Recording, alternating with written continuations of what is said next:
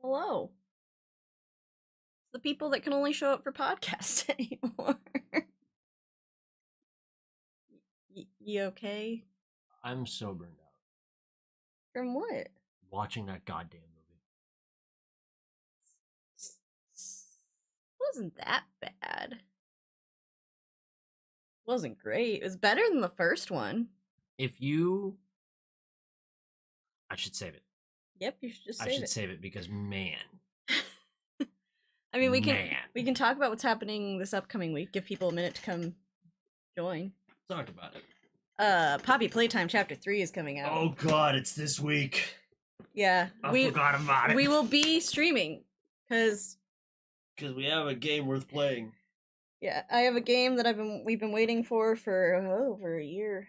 Has it been over a year since Chapter 2? I think I played Chapter 2 in December of last year. Oh my god. No, I did, because it was before Christmas.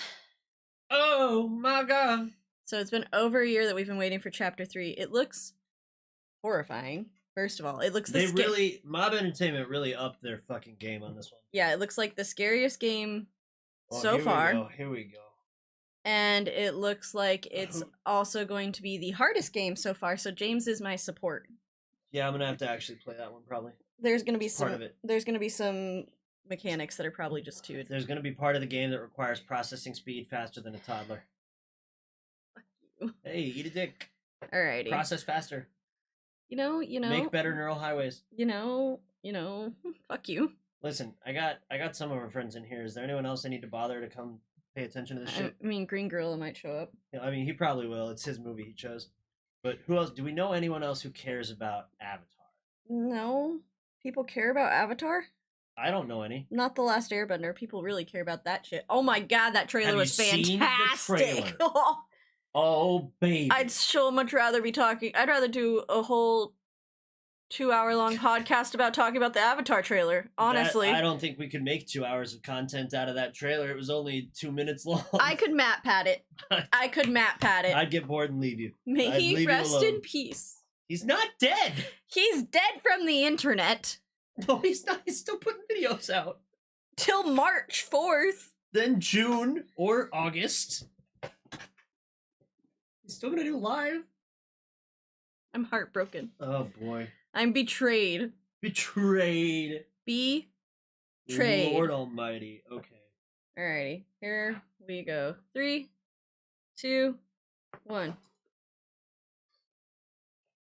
Let it be known that James Cameron only knows how to make 2 movies. Wait. 3. 3? Yeah, he made Terminator. Okay. But then he made Terminator 19 times in a row, so 3 movies. He knows how to make 3 movies. This movie binks and bunks. God, James, I've been waiting a week to say that. James has been holding on to that line. Hang on to that. It doesn't mean anything. It's irrelevant. For over a week. I read it on the internet, and I thought it was so stupid that I absolutely had to say it on the podcast. I really just wanted to say my joke about James Cameron only knowing how to make, like, 2 movies. Okay. All Listen, this, what you're embarking on now is, I hope, not longer than 2 45-minute episodes. But the movie's 3 hours. It may well be 2-hour-long episodes. The movies are so long. Which is still less time than we spent watching the movie. It's now 12 hours. I have dedicated 12 hours of my life to Pandora that I cannot get back. Are you counting the time that you waited in line for the ride at Disney World? No, I'm counting the time that I've had to rewatch Avatar, the first one. Because I watched it the one time because my family was like, no, it's amazing. Let's go watch it. And then I had to watch it again for a fucking class. Gross. An anthropology class in college. Okay. And I had to watch it again to impress some guy, so. Ew. Yeah. Ew. 12 hours of my life. Ew. Because now I've watched this one. Awful. No, the ride at Disney World. I will say this. I can almost forgive both movies, all of their sins, if I never have to watch them again. Because Pandora at Walt Disney World and Animal Kingdom is one of the most amazing things I've ever experienced. They have killer boba margaritas. And The ride is one of the most I will say it was life-changing experiences I've ever been on, and my stomach was horrifically ill before I got on that ride, and I still waited in line and got on that ride. All right, 2 minutes into the intro. This is CityWavesCinema. I'm America. I'm James. Someday we'll learn how to do an intro. No. I've made that promise so many times. You should stop promising. No. You ain't a truther. You're a liar. Yeah, now, canonically, actually. We watched Avatar: The Way of Water. We did. Okay? I keep a tally of my notes that I write down that I'm going to talk about in the movie. So do I. I wrote down 42 notes. Guess how many I wrote? It's over 100. Put your guesses in now. 120. 120 notes. I will tell you this up front. And if you want to skip the episodes in the future when you download them and are listening to them in your car or on your AirPods or whatever the fuck, this movie is like if you told me, James, I need you to write an Avatar sequel, with the one caveat being they need to leave the tree people and go to the ocean people. Write me a sequel. And I would have written you this movie. Front to back. And you know why? James just kept saying the plot out loud before the plot happened. It's the same movie. Okay? This movie doesn't do a single new thing. It doesn't do anything different. It doesn't do anything unique besides a whole host of new CGI. It looks really pretty. It's maybe one of the prettiest movies I've ever seen. That being said, pretty. In terms of story content, character content, motivations, development, anything like that, the most interesting characters have blank text boxes filled with AI dialogue. The villains are villainous for one reason, and that is money and revenge. Also, it's the same villain. We just keep reusing the same villain. It is unbelievable that, like, now I am, let's see, the last movie came out, what? 13 years ago. 13 years ago? 14 years ago? I am that far removed from having watched the first Avatar, okay? I watched it when it was new, and I never watched it again. I envy because you. Why would I? I envy you so much. You had no good reasons to, and you still did it. And for that, we honor your sacrifice, okay? This movie, I think you should watch it. All right? I think you should watch it because the CGI is something insane to behold. And I know a little bit about the way they did the motion capture, and they had to literally develop a new camera and develop a new way to do motion capture underwater so they could do all the scenes and everything. I think it's worth watching. But under no circumstances should you assume you're going to have a good time. Because this movie is candy for the eyes and rot for your brain. It is a brain rot movie. The plot is the same as the first one. Guess what we've got? We have a resource you can only find in the most unobtainable way possible. Check. We have racism. Check. Of all types. And sometimes overlapping multiples. It's levels of racism. Multiple racisms. Lots of racisms. We have plot holes from the first movie that do not get filled adequately in the second movie. And then new plot holes that came out of nowhere are like said out loud and not revisited, which we will talk about in depth in a moment. Well, maybe not in depth because we don't know. We can't talk about it in depth because they literally said nothing. And the whole time you find yourself sitting here and wanting and wanting and wanting for something interesting to happen. Or for any character to make a decision that is good. And the entire time, this is a 3-hour movie, the entire time, nothing interesting happens and no character makes a decision that is good. I'm just telling you, I think you should watch it because it's gorgeous. It's really, really pretty. If you like beaches and water and that sort of thing, absolutely watch it, right? If you don't care for that and you're really looking for like another James Cameron story, why? Why? Don't. Simply do not. You could rewatch Titanic. It's shorter. You could rewatch Titanic. It's shorter. That blows my mind that Titanic's shorter because I'm still from the time where Titanic took 4 VHSs to watch. You had to plug it in 4 different VHSs in order to watch the Titanic? You can spend more time in your life watching Avatar: The Way of Water, or you could get the same movie but with better actors from the 90s. You know, it's up to you. It was a little bit like watching. There were really like 3 movies happening. That's true. There were like 3 plots. None of them are remotely interesting.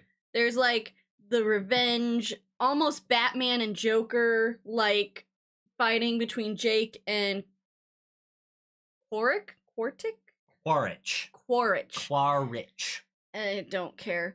And then you have the teenage coming of age B-plot substory. My God, the script is from 1998, and any fucking character development from the first movie about Jake and Neytiri and the way that they were going to evolve into being parents and then their children, because they have a bunch of kids, and that's in the first 4 minutes. But only 2 of them get special shout-outs, don't worry about it. Well, yeah, because the end of the movie has to happen. So, anyways. And then there's Titanic at the end. Yeah, and then there's Titanic. 3 movies. So, let's begin. America has 120 notes. I have 40 fucking 2. And we're already 10 minutes into this episode, so we better get going. Let's just kick it off. So the movie starts with narration from Jake. Blah, blah, blah, blah, blah.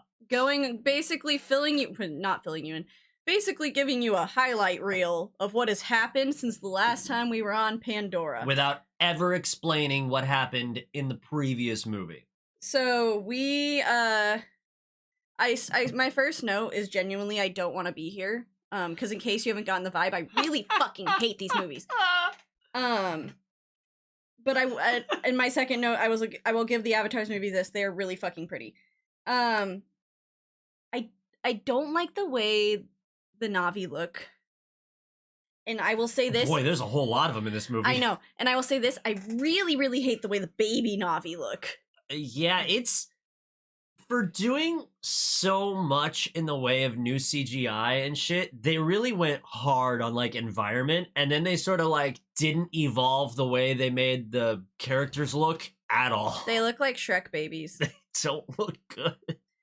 You know, the same way that the third movie, like, the Shrek babies made you feel inside? That's how the babies make me feel about in Na'vi. It's a little bit better when they start doing motion capture on, like, people's faces and they can do expressions and shit, but when it's literally just, like, a CGI infant, they look like Renesmee. Oh. They look like Renesmee. Oh, no. I don't think we should CGI babies anymore. We haven't done it correctly since Breaking Dawn. And it's horrifying. They just look terrifying. But yeah, so the first thing that we talk about is Jake and Neytiri. James, I'm impressed you know all the names. Well, I watched them with the subtitles. Jake and Neytiri have their first son, named... It starts with an N, Nay something. It doesn't matter because his brother's name is the one that gets said a million times, and it's very easy. Yeah, it's Loak. Every name except his actually is very easy. Because you have... I think it's Natam. It is Natam. So you have the first kid, Natam. And then they talk about adopting their daughter... Kiri. Kiri, who is An immaculate conception. no, she has a dad. We just don't know who the dad is, but she's Grace's. Grace is dead. Grace dies. Okay, Sigourney Weaver dies in the first movie. We watch her get like absorbed, like she is dead. She is dead. Her avatar body is in a tube. It's in a liquid tube where it has been, presumably, for the entire time, and it got pregnant. And then it had a baby. And none of this will be explained. And literally none of it will be explained. They even joke about it. They even say how it got pregnant. Who knocked up the meat puppet is, I believe, what they said. They don't. No, they say don't that. say meat puppet. That would be insensitive. They do say how Grace's avatar became impregnated is a mystery, and that's it. That's the only thing they say about it. I can only assume. Now, there are things that we know. One thing we know is James Cameron waited so long to make the sequel because he wanted to have 4 extra movies written before he made the sequel. So they wrote Avatar, Way of Water, 3, 4, and 5 at the same time. All of these movies have scripts. There's going to be 6 of them. Get this. They shot Way of Water and 3 at the same time. So there's another whole movie that's done. I mean, it's post-production, but pretty much. It'll come out well before we have to wait another 13 years. But now, so I can only assume, I'm hoping, we get some sort of explanation as to how Grace, who is dead, and her, like, in a coma avatar body that's in a tube full of cryo. I need the story on how that got pregnant. I'd rather watch that movie. I would rather watch the movie of how we figure out how Kiri came to be and why she's so goddamn sensitive to the world, but not in the forest. She's only sensitive to the world in the water. I'm and even telling later, you, Grace fucked a sea creature. Well, I don't know, because even later when she sticks her fucking head noodle to the earth tree, when she fucks the tree, like, and has a seizure later in the movie. That's like a B plot that happens later. And it won't be explained and either. And it also isn't explained. She has a vision of her mom. And her mom just goes, "What's wrong? Why are you crying?" And she goes, asks her 3 questions, gets no answers, and then her mom goes, "Oh, my poor child," and then gets sucked back into hell. And then she has a seizure and comes out of the vision and starts to drown because the sea creature tree is underwater. But no, it's not a reef. It's just a tree, and it's underwater. And none of this will be explained. So I am begging, hands and knees, begging James Cameron and his team of 5 veteran scriptwriters to put together an interesting and coherent plot to the 3rd movie, because you know we're going to have to watch it. And you know the only reason I'm watching it is to figure out where Kiri came from. Also, as a more disconcerting note, they got Sigourney Weaver to do the motion capture and voice of Kiri, who is like 50 years younger than Sigourney Weaver. And Sigourney Weaver sounds like Sigourney Weaver. So this is a teenager who sounds like a 60-ish-year-old woman. Didn't bother me that much, honestly. It bothered me because all the other kids sound like kids. Because they were played by kids. She's wise behind her years. Fuck if I know. Are Avatar ageless? They're not Avatar. Are Na'vi ageless? I don't understand. None of this makes sense. Jake's not real. He's also dead. This movie sucks, dude. This movie sucks so bad. It's incoherent babble the whole way through. I have logistical questions about Spider? No. Oh. First of all, those are the only 2 kids that get a special introduction from the narration from Jake, because fuck the other 2, I guess. You only get one about... You get to see Natayam get born. Yep. You find out that Kiri's a mystery. We don't talk about Loak. We don't talk about Took. And then they just show up in a family picture. And then, by the way, we also have a human boy... Who we kind of stole, but didn't really steal. The humans abandoned him. Because he can't go into cryo. Because babies can't be in cryo, apparently. So they call him a cat. He's their pet. I mean, kind of. They literally say that. he became like a cat. He became God, it's so like a cat. He so wasn't one of us, weird. but he was always around. His name is Spider, and he, who we find out from context clues and not any other amount of plot, is that he's Quaritch, the bad guy who died in the first movie. He's Quaritch's son. Because somehow that happened on Pandora. Bearing in mind, in the first movie, there is never a mention, to my knowledge, that Quaritch even has a son. Or a lover.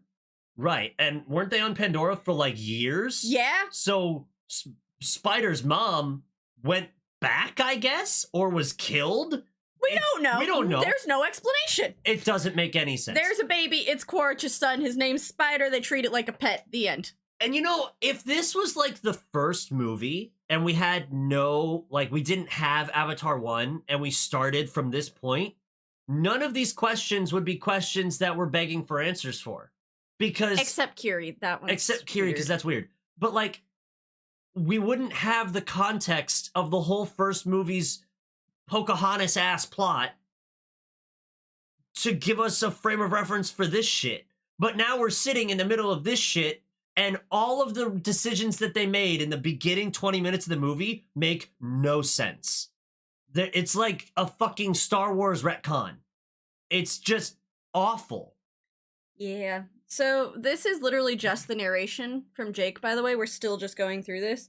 No, my logistical questions were about everything. Oh, it was about the mating process. Oh yeah, between Jake, because Jake's not a real He's a Na'vi, synthetic person. And his wife is a real Na'vi. And so I had questions about what that would look like. I get answers later that there are, like... There's DNA in it.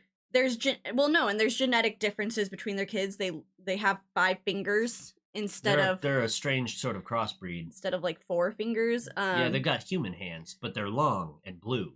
So there are differences. So I do get my question answered, but in the beginning, they just have kids and there's no explanation.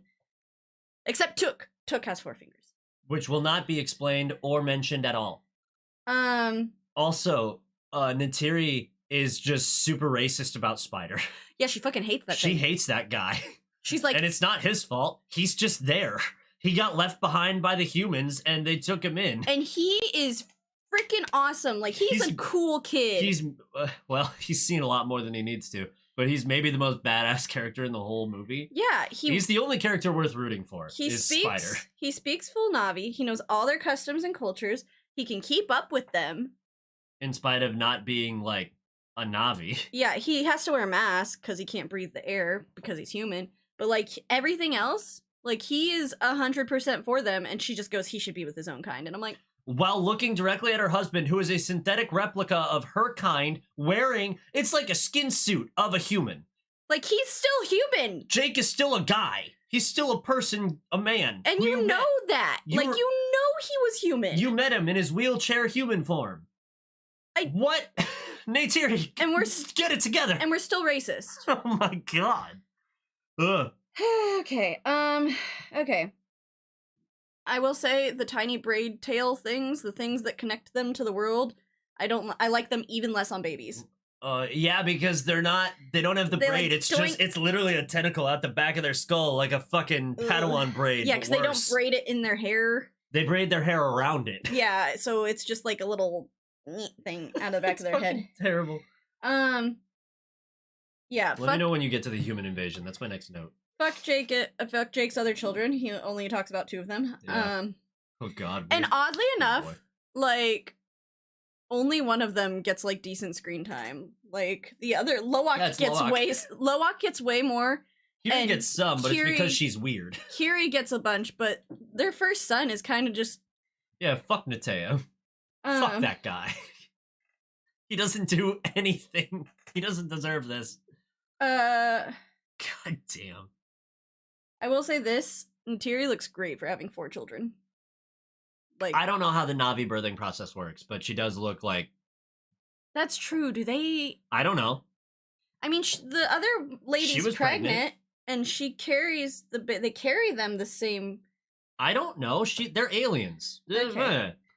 They, Questions we don't need answers to. We then go on a date night with Jake. And This is the start. This is the start. You don't notice it when it's happening, but they go on a little date night where they fly around and pretend that they're much younger people. They had a freaking amazing date night. Oh yeah. First of all, but let's take a look at this from the perspective of why don't you take parents. me on fun date nights? Because we're inside people.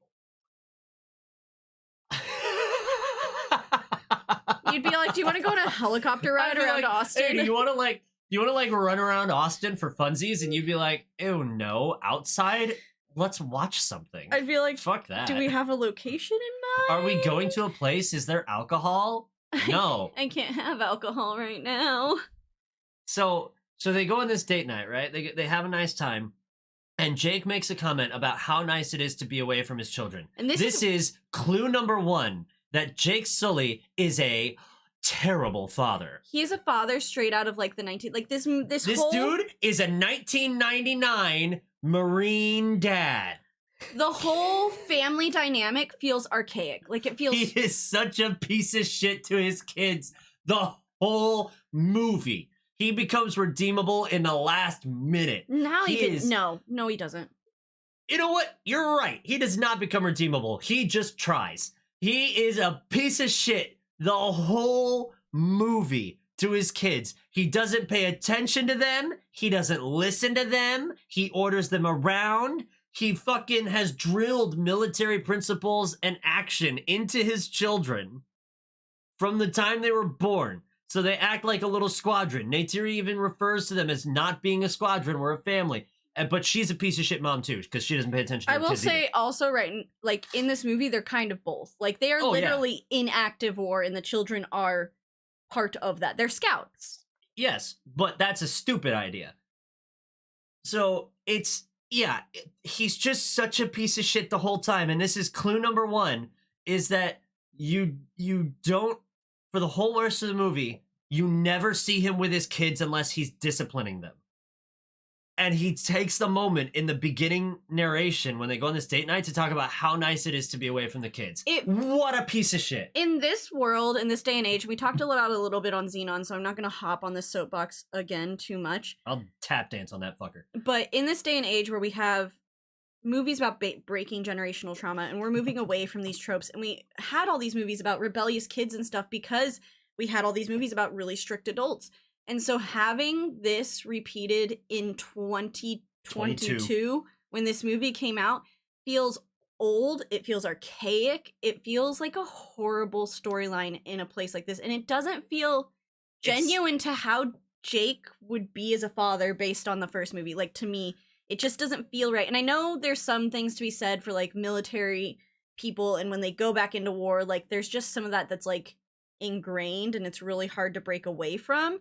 And I wouldn't expect to even try to attempt to understand how that feels in your brain and the PTSD that goes along with it and everything. But it just feels A, overdone, and B, old.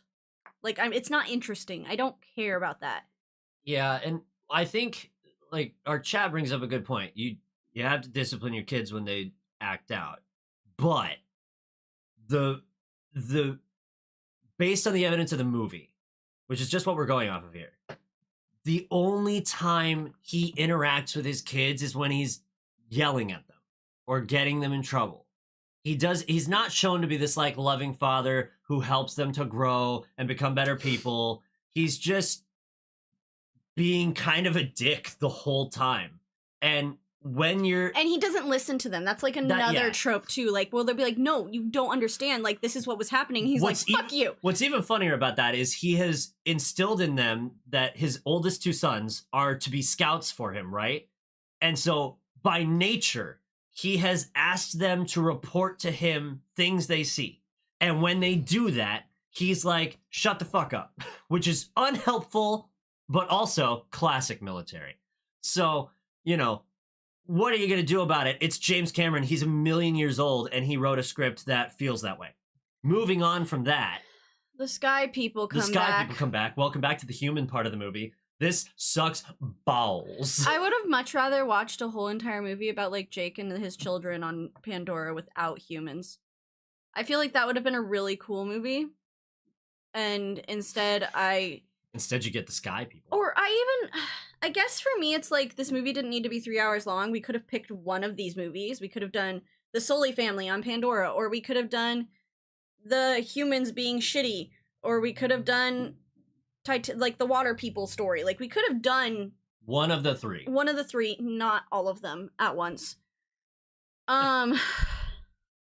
So yeah, the instant destruction, not like last time where they like kind of like gently landed and like made little like a habitat for themselves and assimilated in trying to gather this resource. No, they just come and burn the entire shit down. So here's how it works, right? Jake and Neytiri are on their date night and they see a new star. And I'll say this, that is one of the most cinematically interesting ways to find out you're being invaded, is you're looking at the night sky that you've looked at a million times and there's a new star and it's bright as shit and it's coming towards you. Surprise, you're being invaded. That was kind of cool. I'll say that. Now these ships that the people return on are just, they orbit a little bit and then they come down towards the moon, because Pandora's a moon, don't forget, Pandora's a moon, and they come down and they have these insane engines. I mean, like rocket fucking engines used for, quote, deceleration, but it's just, as it comes down, it's just fire. And you literally watch them fucking Vietnam napalm run the whole landscape just by decelerating and landing on the planet. It's a level of destruction that is unfathomably insane. They also like came ready for an invasion this time. They were not fucking around. The minute those planes are on the ground, or ships, whatever the fuck, they roll out bulldozers and just start fucking clearing the land. Like, immediately. The fire hasn't even gone out. The fire, there's still fucking fire, and the bulldozers are just like, shoot, over. They literally... And then a year passes. Yeah, and then just a year. They don't do shit for a year. The humans got busy during this year, okay? They built a city. The humans were working on some shit. The first thing they was working on was building an entire fucking industrial city. Complex. And then also apparently growing avatars. Right. They were making avatars. Which honestly, I will say, and I like to be fair. I like to tell everyone that I am fair, and so I'm going to give credence to the humans where credence is due. That is an exceptionally smart war tactic. Oh, yeah. To go, well, Jake went into the avatar, so if we take our dead people, we can put them in avatars, and then they can fight like the avatars, and we'll just bring them back to Pandora. Like, that's brilliant. Like, that's fucking smart. For all the as awful as it is, as horrible as it is, and as all the horrible shit humans do, just from like a purely strategic standpoint, that's fucking smart. It's very smart. Like 10 out of 10. Now the Na'vi didn't do anything besides sort of like guerrilla warfare, which is very, it is kind of Vietnam-esque. Because they fight from the woods, and they do little hit and run shit, steal weapons. They're just cutting off supply lines, really. Yeah, they're just being general pests. But they're not like going into the fortress and attacking. They're just waiting for you to traipse into the forest, and then they'll kill you. Which is, I guess I just don't understand why Jake, having been a human of the people who are here, wouldn't look at this invasion and go, oh, we need to deal with this, like, right now. Before they made it all big. Before they made a city and had, like, a resource pipeline and finished off the fucking corpses turned at Na'vi. I don't understand. And James Cameron could explain it to me, because I know he writes in the fine details that don't make it into the movie. But God, could you imagine if there was a director's cut of this movie? It'd be like 7 4.5 hours. Yeah. However, I would like to sit down with James Cameron and be like, I don't understand what this is. Can you explain it to me? Because I know he writes that. Oh yeah, no, he's got the background shit down. It's just he doesn't share it. We also couldn't be original and had to bring back the same fucking villain. Stephen Lang is back, baby. Is Quaritch 2.0. Yeah, Quaritch the Avatar now.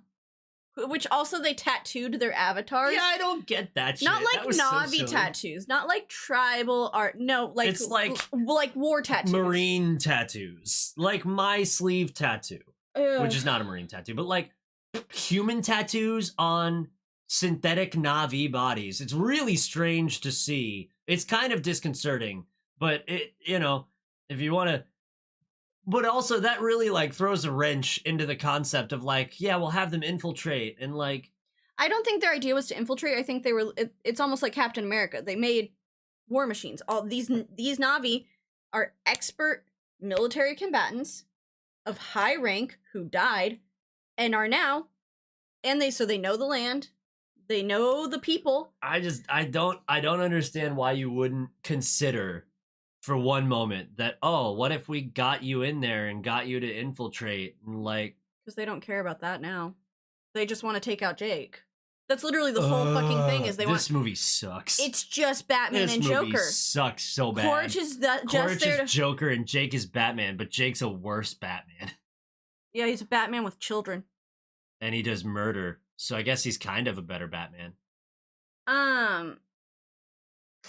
They also refer to the Na'vi as an insurgency, and I was like, I don't think they get to count as an insurgency if they're the fucking populace.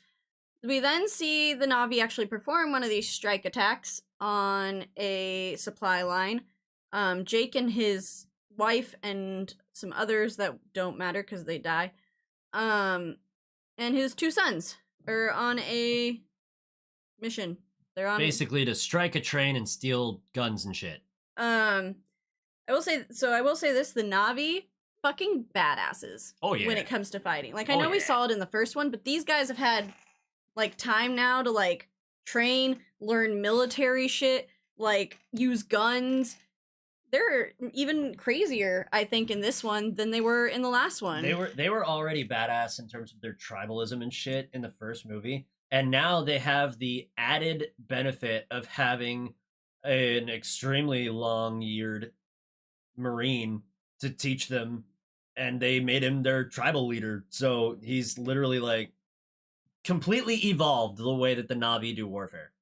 Yep, they have comm systems now. They have guns. Pretty crazy. And then we get to what will be the plot line for the rest of the fucking movie, which is fucking teenagers. The whole movie's plot is contingent on teenagers making poor choices, which is a thing teenagers are wont to do. They are permanently making poor decisions. And so for the whole movie, the plot will be moved along exclusively by this. There isn't a single plot point that is brought about because an adult who is fully functioning and cognitive that makes a decision. That never occurs. All the adults do is react to stuff. All the kids do is make the plot happen by being dumbasses or being in the wrong place at the wrong time. And that's it. They also, you're gonna hear this. I'm gonna tell you what happens. And then about 30 plus minutes, I'm gonna say the exact same thing again. And then in another hour and a half, a movie time, not our note time, another hour and a half, I'm gonna say the exact same thing again. And that's the movie. So there's a kid named Loak, right? Loak thinks he can do it all because he was raised by his dad. He wants to show his dad that he's the shit because he's a teenager. He has an older brother, which we talked about. That's the one that gets a special shout out from Jake, but not Loak. Jake has favorites. He does. He so does. Jake has favorites, and they are Kiri and Niteum. Yep. Jake didn't give a fuck about Took. No. Not a single one. So Loak is like, gets his brother. They're supposed to be flying in the sky, just keeping an eye out, basically. They're watching for response from the humans. Which is a good thing to have. You need spotters who can fly. But Loak doesn't want to play that game. He wants to be part of the action. So he convinces his older brother to fly down there and grab guns and like start helping gather stuff so that no one's watching for... They have one spotter because that's how Jake finds out they're under a counterattack. Yep, and there's an explosion and a bomb. And that's when Jake finds out that the boys are down there, which they didn't see the attack. They would have probably gotten out of there before the bomb if the scouters had been doing their scouting job up in the sky. And so a bunch of the Na'vi die. Like 7, 8, maybe. It Everyone- wasn't a lot. Everyone that's not basically Jake's family dies on that mission. No, people get out of there really fast. They fly out. Lots of flyers get out of there. Okay, there's several dead bodies. Oh yeah, of there's Na'vi. several dead bodies for sure because they got exploded. Loak gets berated by his father. His older brother takes the rap a little bit. His older brother takes the rap. He tries to. He does. And Jake also reprimands the older brother, and he grounds them both, basically. The older brother also got wounded in this attack. Yes. The older brother got wounded. Please hold on to those thoughts, because we'll revisit them. that again in an hour and a half later in the movie. Then we jump back to the Avatar people. Not the Na'vi, the Avatars. So the blue military men. There are 3 groups of people. We will refer to them as such. There are the humans, there are the Na'vi, and there are the Avatar people. The Avatar people and the humans are the bad guys. Oh, there's 4, because we're also going to have to differentiate between, like, the forest Na'vi and the sea people. Well, don't worry, because in a little bit we leave the forest people, and then it's just going to be the sea people. Yeah. Sea Na'vi are fucking awesome. But they're also racist. They're racist against other Everyone's Na'vi. just so goddamn racist in this movie, dude. So we jump back to the Avatars that are flying in. The Colonel Horch is And his little squad of bitches. he's briefing they them, are awful. and he Does a rehash of his first movie speech. except he includes a really horrible joke that's like a dad joke of epic proportions. It's a racist dad joke. And he's like, "I bet you all have the same question. Why so blue?" Boo! Everyone hiss. goes, ah. That line made it past writers, made it past editing, made it past filming, made it past the editing of the movie, Listen. and still was in it. Listen, I'll be honest. If I was an editor on this movie and I saw it, my first reaction would be, oh, God, no. But you think I'm going to go to James Cameron, who wrote it, and be like, hey, man, this doesn't play. And he'll be like, okay, well, you're fired. Under no circumstances am I going to be like, nah, I'll let this one slide. If there's real problems later, I'll talk about it. But this one, this is just dumb shit. I'll let it go. And that's really the whole part of that scene. He briefs them that they're going back to Pandora. Their whole thing is to basically find and murder Jake Sully. That's their whole purpose, is to find and murder Jake Sully, who has become this sort of hero to the Na'vi. And then we jump back to the Na'vi. Where we have a fight. Where we have a little, like I said, the kids are getting reprimanded by their dad. We also find out that they took the entire science camp And put it in a rock. and put it in one of the floating rocks to like protect everybody during the war. Which is a lot. That seems like a lot of work. You know who did Pandora better? How to Train Your Dragon. What? So in the first Pandora, or in the first visit to Pandora, they have a hard time like wrangling some of the bigger, badder flyers. Am I remembering that correctly? You've seen the movie multiple times. I'm still lost as to what we're talking about. Well, part of the reason that they move the science camp and basically their whole village up into the mountains is because the local fauna, the local flying creatures, attack the humans and their hardware whenever they try to probe in there. Yeah. But I think they did it better in How to Train Your Dragon when they go to the Dragon Island. I think they just did a better job of it. Okay. Man, I thought you would track with me on that, and you so didn't. You broke my whole brain, honestly. Like I kind of I was see, drawing parallels to some really good cinema. I kind parallels of here. see where you're going, but also like it doesn't quite, the puzzles don't quite align. It's kind of like you're just trying to shove a piece in there that doesn't quite fit. I need you to do a little bit more cocaine to get on my level. I can't right now. Can't do drugs right now. All right. So, wartime is hard. First of all, and being a military father is even harder, especially when your kids are also like soldiers. Fucking your whole shit up. They're your soldiers and they're your kids, and they're not listening as either of those things. That's true. So They don't listen to orders or recommendations. and mom gets rightfully mad because Jake's kind of being a shit dad, and James mentioned the line, she says this is a We're a family, not a families, squadron. not a squadron. And I was like, right now you're both though, and you're not functioning as either of those. So We're doing a bad job front to back. and then we get a little bit jump into the Curie story, because we go to the science building with Spider, Curie, and Loak Yes, to go visit. Curie wants to go visit her mom, I guess, and like watch some of the recorded videos of Grace. We make some bad jokes about who could be Kirie's dad. And I will say this, Spider's my favorite character. Spider's funny. He's funny. He's smart. He's tough as nails. He is insanely tough. He just runs around like Mowgli in a loincloth the entire time. And he's just really, honestly, out of the whole movie, like, he was probably the coolest part. Like, I really enjoyed watching Spider do Spider shit. They also, I know James mentioned this, they kept Grace's avatar for reasons that we don't understand. Still, they still have her avatar in a tube. Like, why?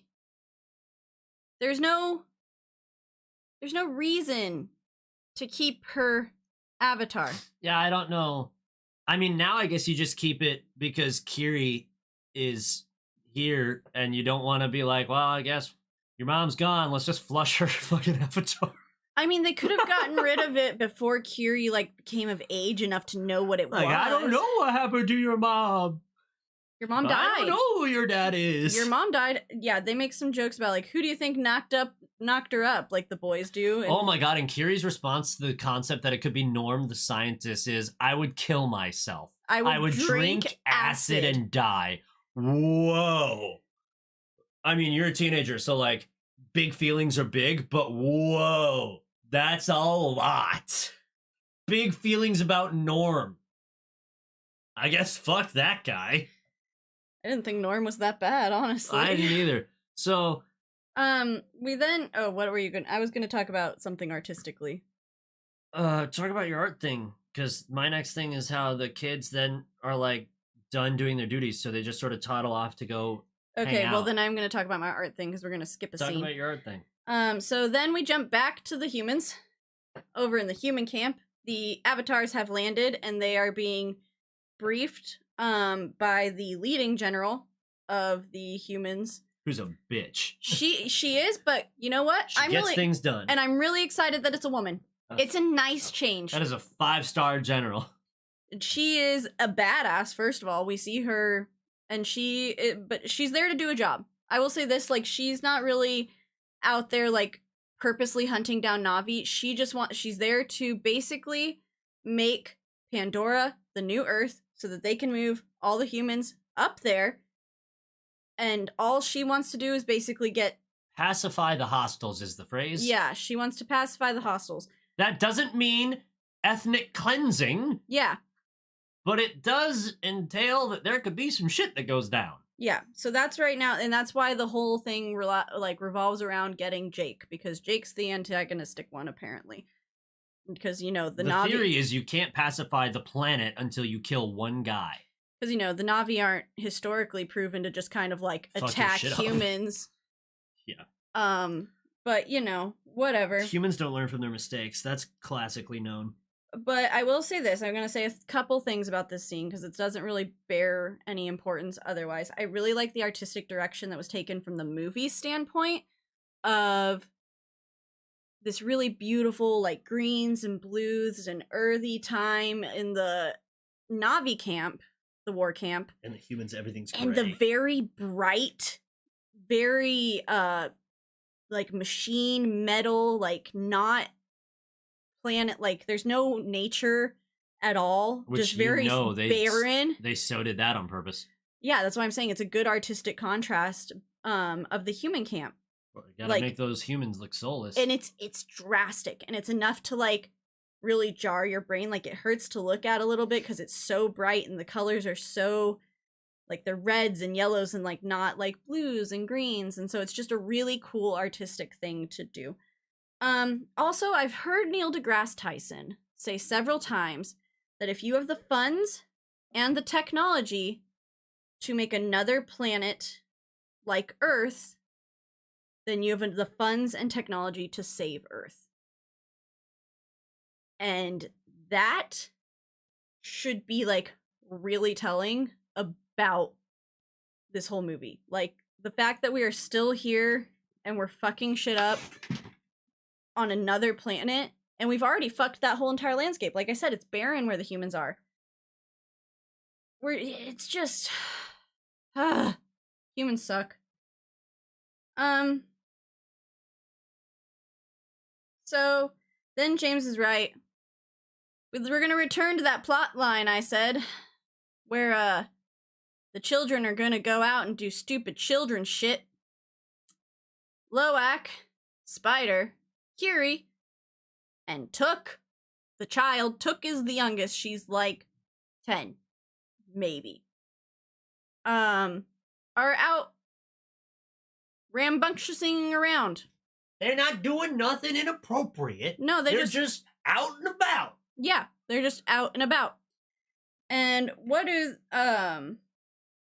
they stumble upon but the avatars of the military people at the place where the military people died, where Quaritch was murdered. And to be fair, they wind up going to a place the kids aren't supposed to go to. But they're going to that place they're not supposed to go to because they stumble upon a boot print that's the size of a Na'vi foot, but it's a boot. The Na'vi don't wear boots. That would be silly. But the Na'vi that are avatars wear boots and wear clothes boots because they're dumb as fuck.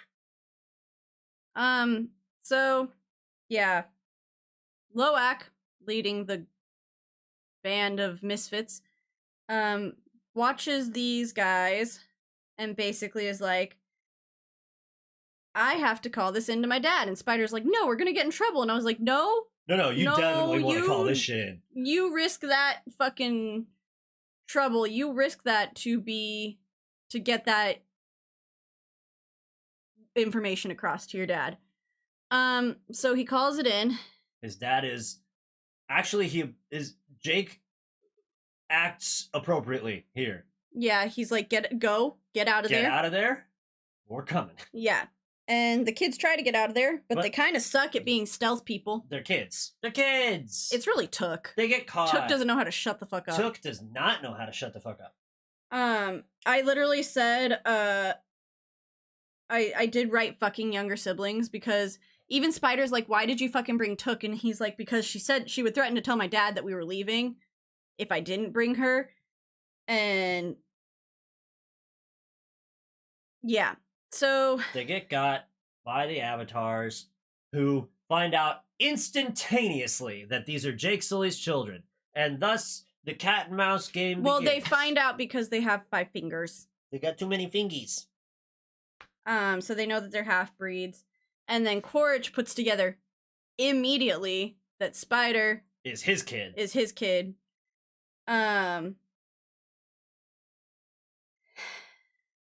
And that sigh was so deep. Yeah, because I'm looking at the time and I still am not halfway through my notes. We're not halfway through the notes, man. So we're just gonna go till I hit halfway. Yeah, we gotta go. We just gotta go. It's gonna be a long one. Here's where I'm gonna give the humans some good strategy points. Again, they do not kill the humans or the avatars. No, the avatars. The bad guys. The bad guys. I'm gonna give them some credit because they don't kill Jake's children. They are gonna hold on to them for leverage, which is the smart move because you need Jake. You need to get Jake out of hiding. So they wait. and they're just holding the kids there because they know that Jake's gonna come. And while they're doing this, we have a weird scene where Corch goes over and picks his skull up out of the mech suit where he died, like holds it in like a Hamlet way and then crushes it for reasons. And he also notices that the feathers that are in him were shot by Jake Sully's wife, Neytiri, but he calls her Mrs. Sully, like Quaritch does repeatedly. And they have a specific feather because apparently all the Na'vi don't use the same feathers. It's so wild to me that like he sees the video of himself being killed and he sees who kills him. It's Neytiri, kills him with the arrows.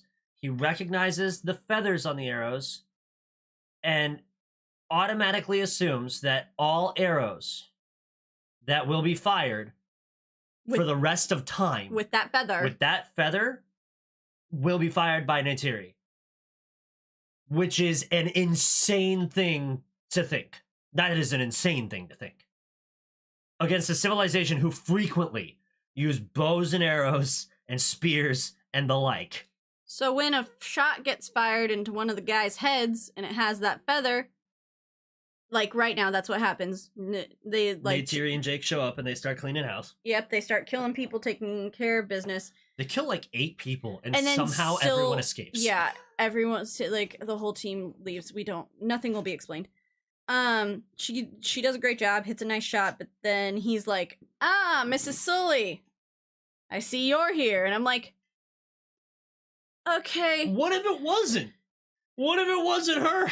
What if it was just random scouts? Like, I don't know. It's lazy. It's lazy. They basically break free all of the children and make a run for it. And then Spider falls down a hill.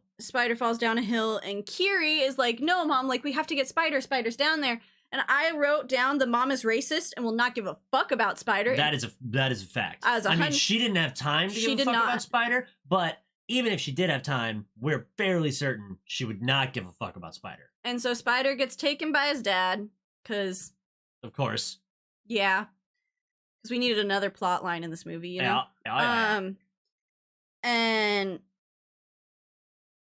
then the children and the Sully family basically escapes.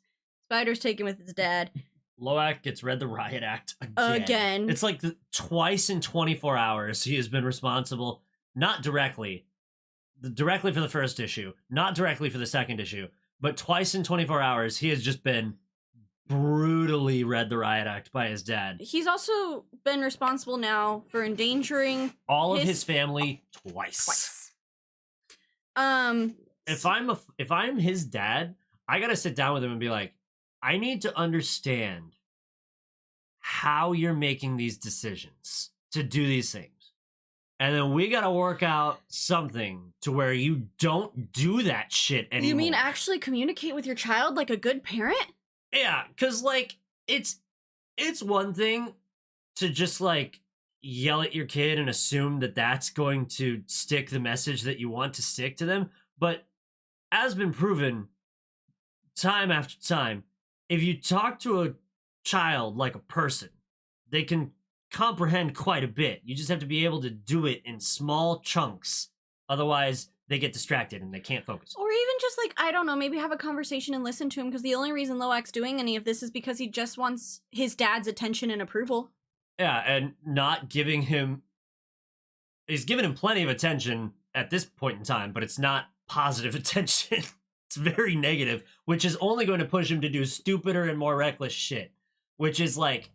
Because now he doesn't think now he's in the mindset, it doesn't matter what he does, he's just gonna get in trouble. Yeah, even dads of years gone by have come to the conclusion that if you push a kid too far, they will continue the trend of bad behavior. Like, that's not new concepts.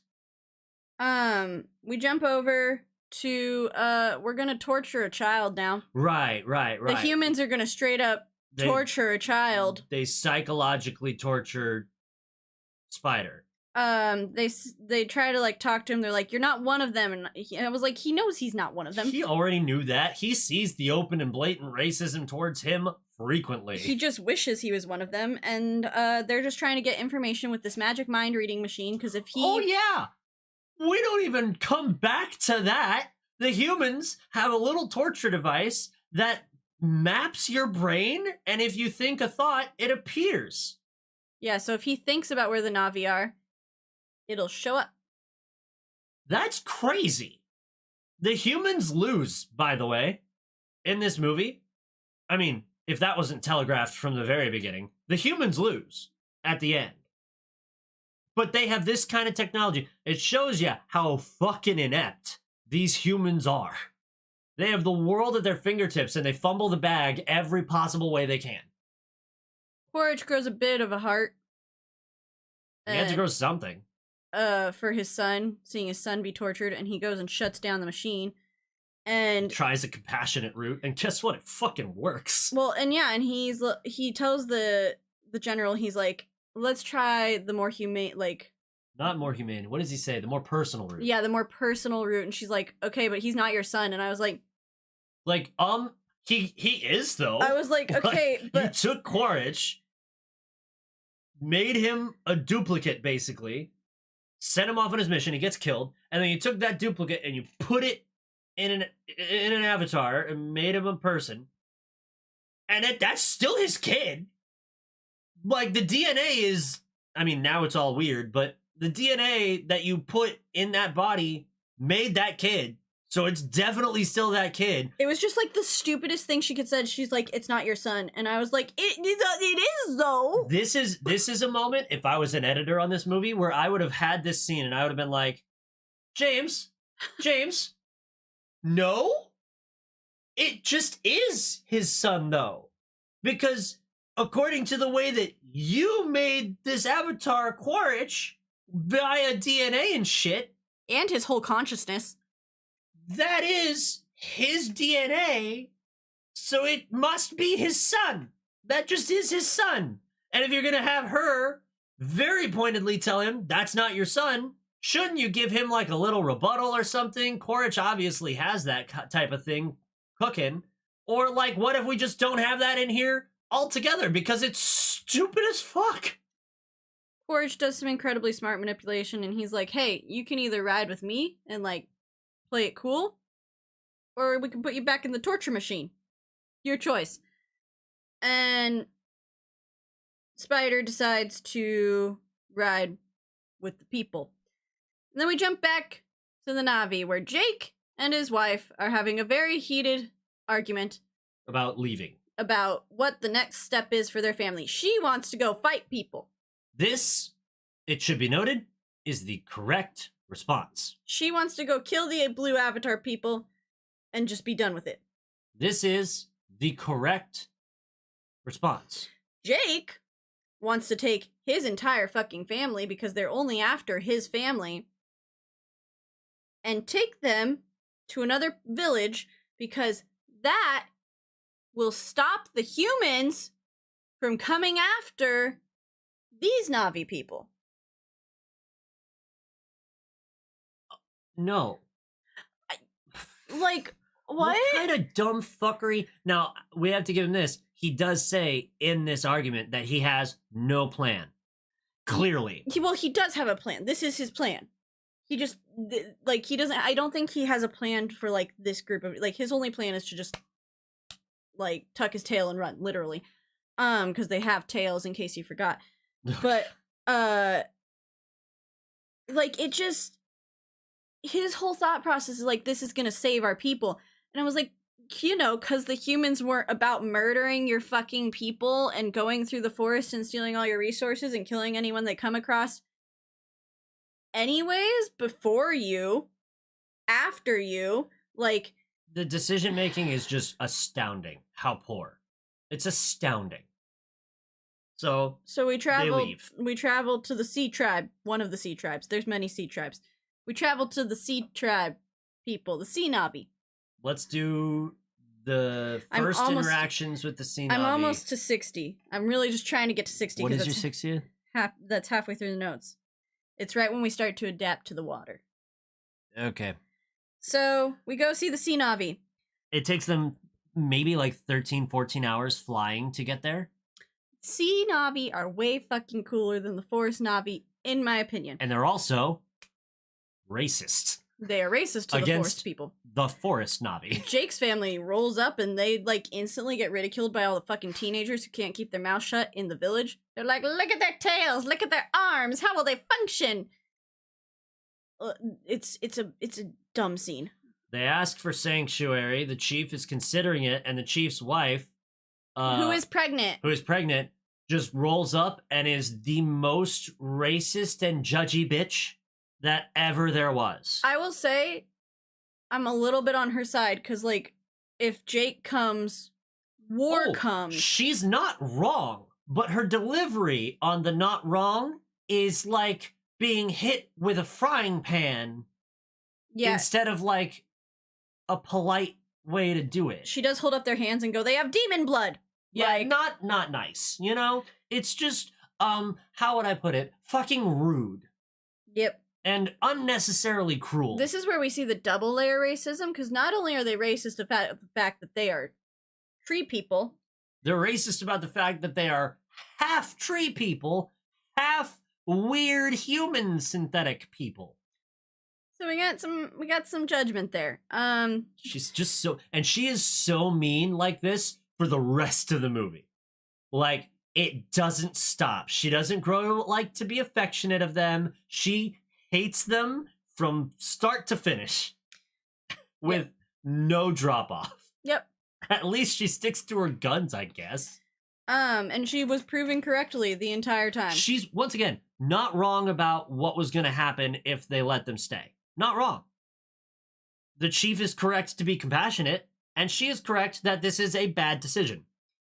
They let them stay after some secret non-verbal eye talk between husband and wife of the sea Navi.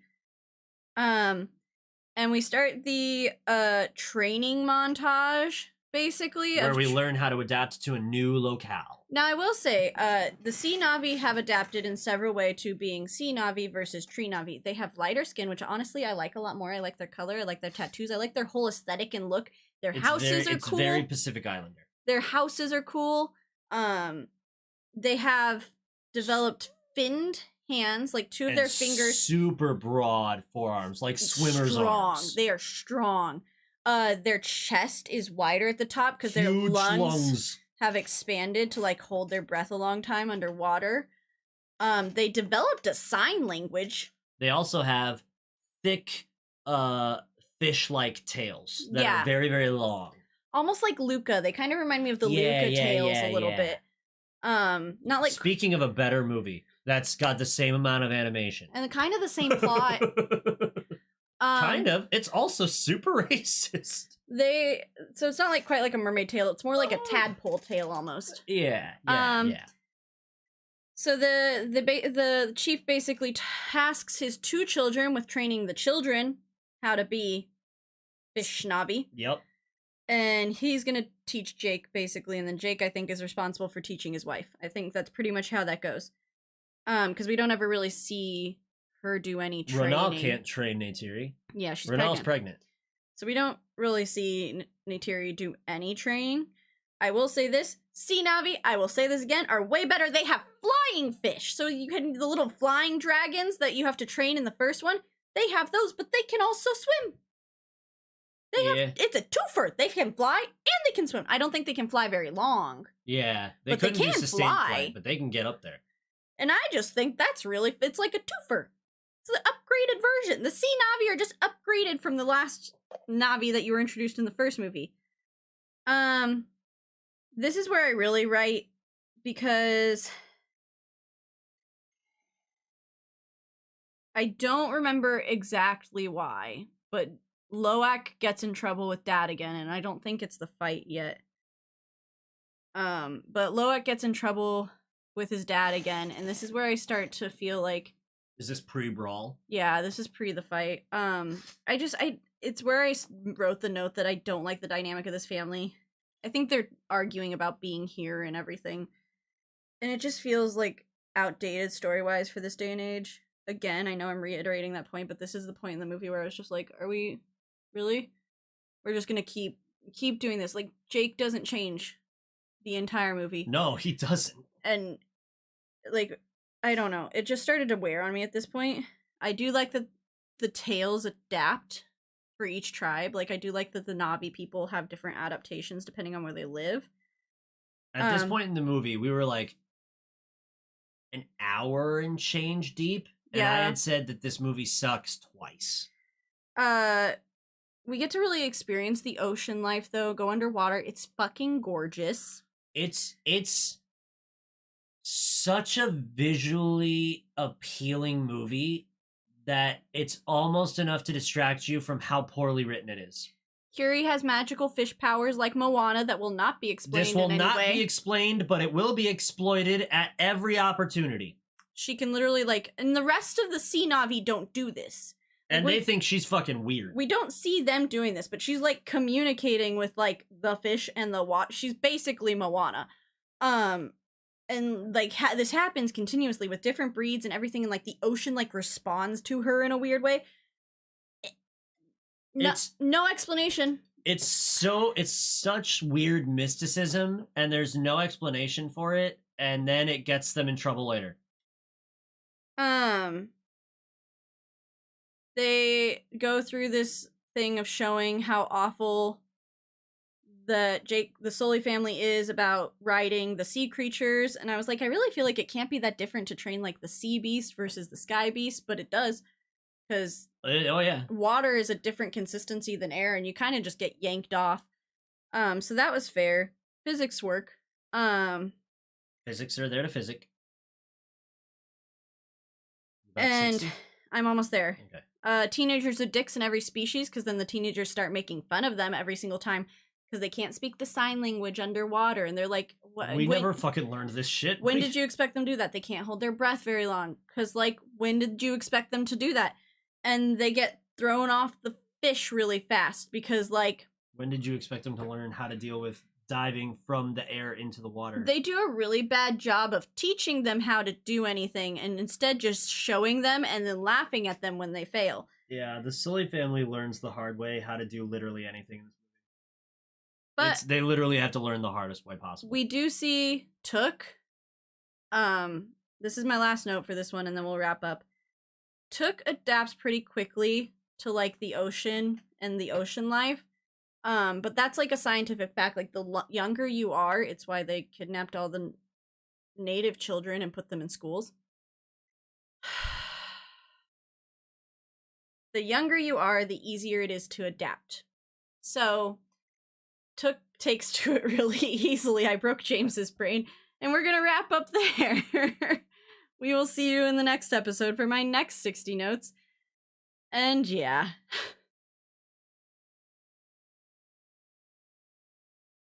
You okay? Didn't know we were gonna revisit the native genocide here. That's what we're fucking talking about this whole fucking movie! No, this whole movie is a rehashing of the first movie, which was almost about the genocide, but it was about Pocahontas.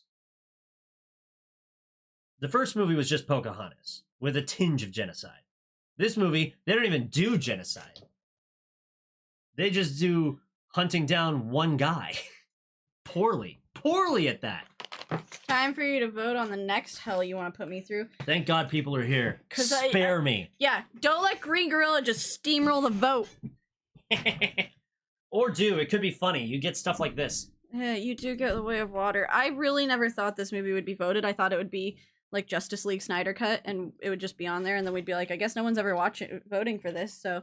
Oh, Green Gorilla, you better hang on for the second half, brother, because I'm coming, and I'm coming hard. James talks a lot more in the second half. I've got complaints that I would like to register with management in the second episode. He does it for the content, and that's why we love you. I know, James was talking about that today. He's like, why did you put this on the list? And I was like, because it's good content. For sure.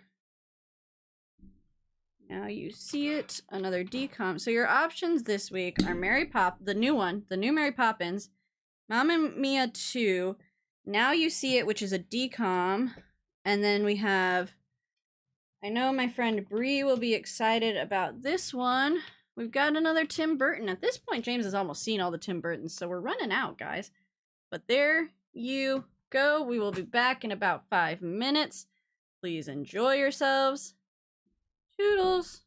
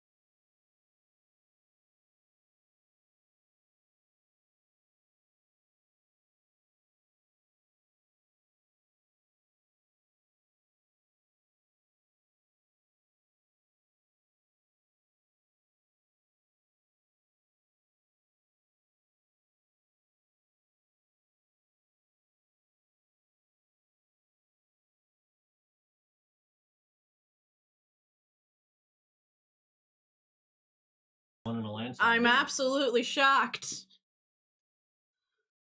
I am so shocked that Edward Scissorhands won.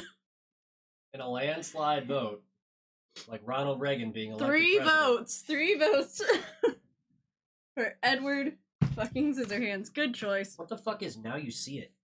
It's another decom. Oh god. It's a magician decom. I don't know where my pen went. God, that was hard. Listen, pregnancy brain is a thing. Reading is hard. Alright.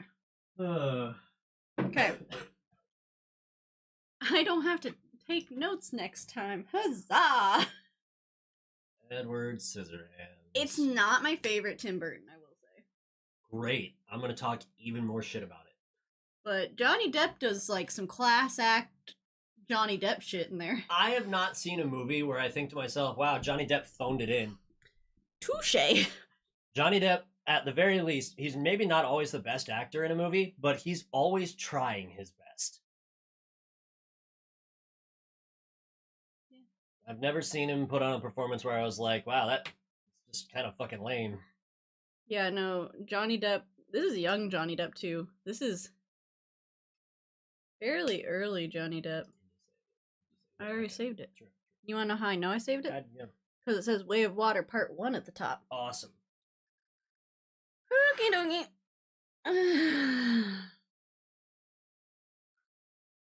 You ready? You gonna sit down and join the group, or are you gonna... I'm thinking about it. I want to stretch my legs, though. I'm Alright. starting to get a cramp in my ass. Hey, we were warned about that with this movie. Yes, I was. Alright, you wanna go? Do you want me to wait for you to, like, sit down? No, you can go. Okay. Alright, in 3, 2, 1. I kind of left the last episode off on a really heavy note, and I'm sorry. Nothing like a brief mention of genocide to leave you wanting more. Technically, that wouldn't be genocide because they didn't murder the children. It was assimilation. Well, it was the result of genocide. Touche.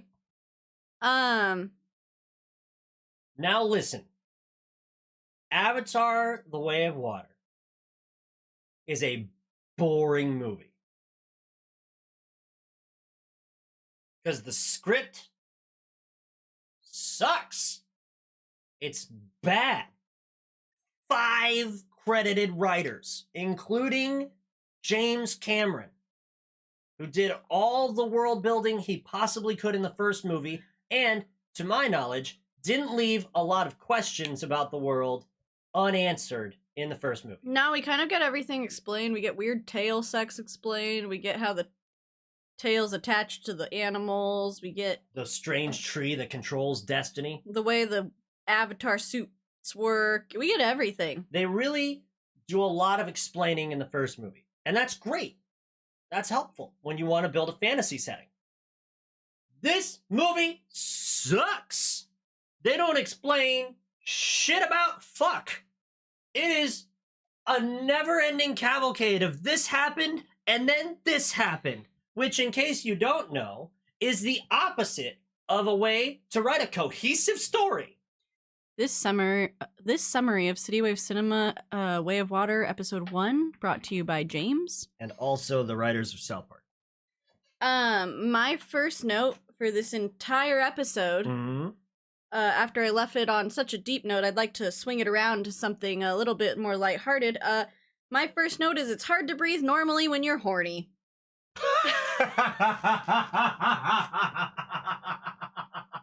I fucking forgot about that shit. This is all right. This is Listen, I just had a big old rant briefly about how bad the writing is in this movie. This scene is very good. The writing in this scene is very good. Perfect. Chef's kiss, very good. We have the chief daughter of the Sea Navi Serena, I believe. going on like this wonderful like mystic speech of how to like control your breath underwater, how the Sea Navi philosophy works. She says Way of Water, so you know the movie is supposed to pick up. The Way of Water is eternal. The sea never stops or ends. Like, it's all it's a this... very beautiful speech. And then she goes over to Loak and touches him, like, on his chest. Like, where your diaphragm is. And she goes, your heart's beating too fast. And he's like, sorry. He's like, sorry. And all the guys, his brother and Serena's brother and Kiri are all there. They're all learning how to breathe better so that they can hold their breath underwater. It's a very practical lesson they're trying to learn. And she just, like, she's already, like, we've had lingering shots prior in the movie where Loak sees her and is like, oh, like the 1980s, you see the girl from across. She's very pretty. Okay, she's a CGI. Of all the CGI Na'vi people, she's the prettiest. There's an argument for that. And she's had the same thing with him.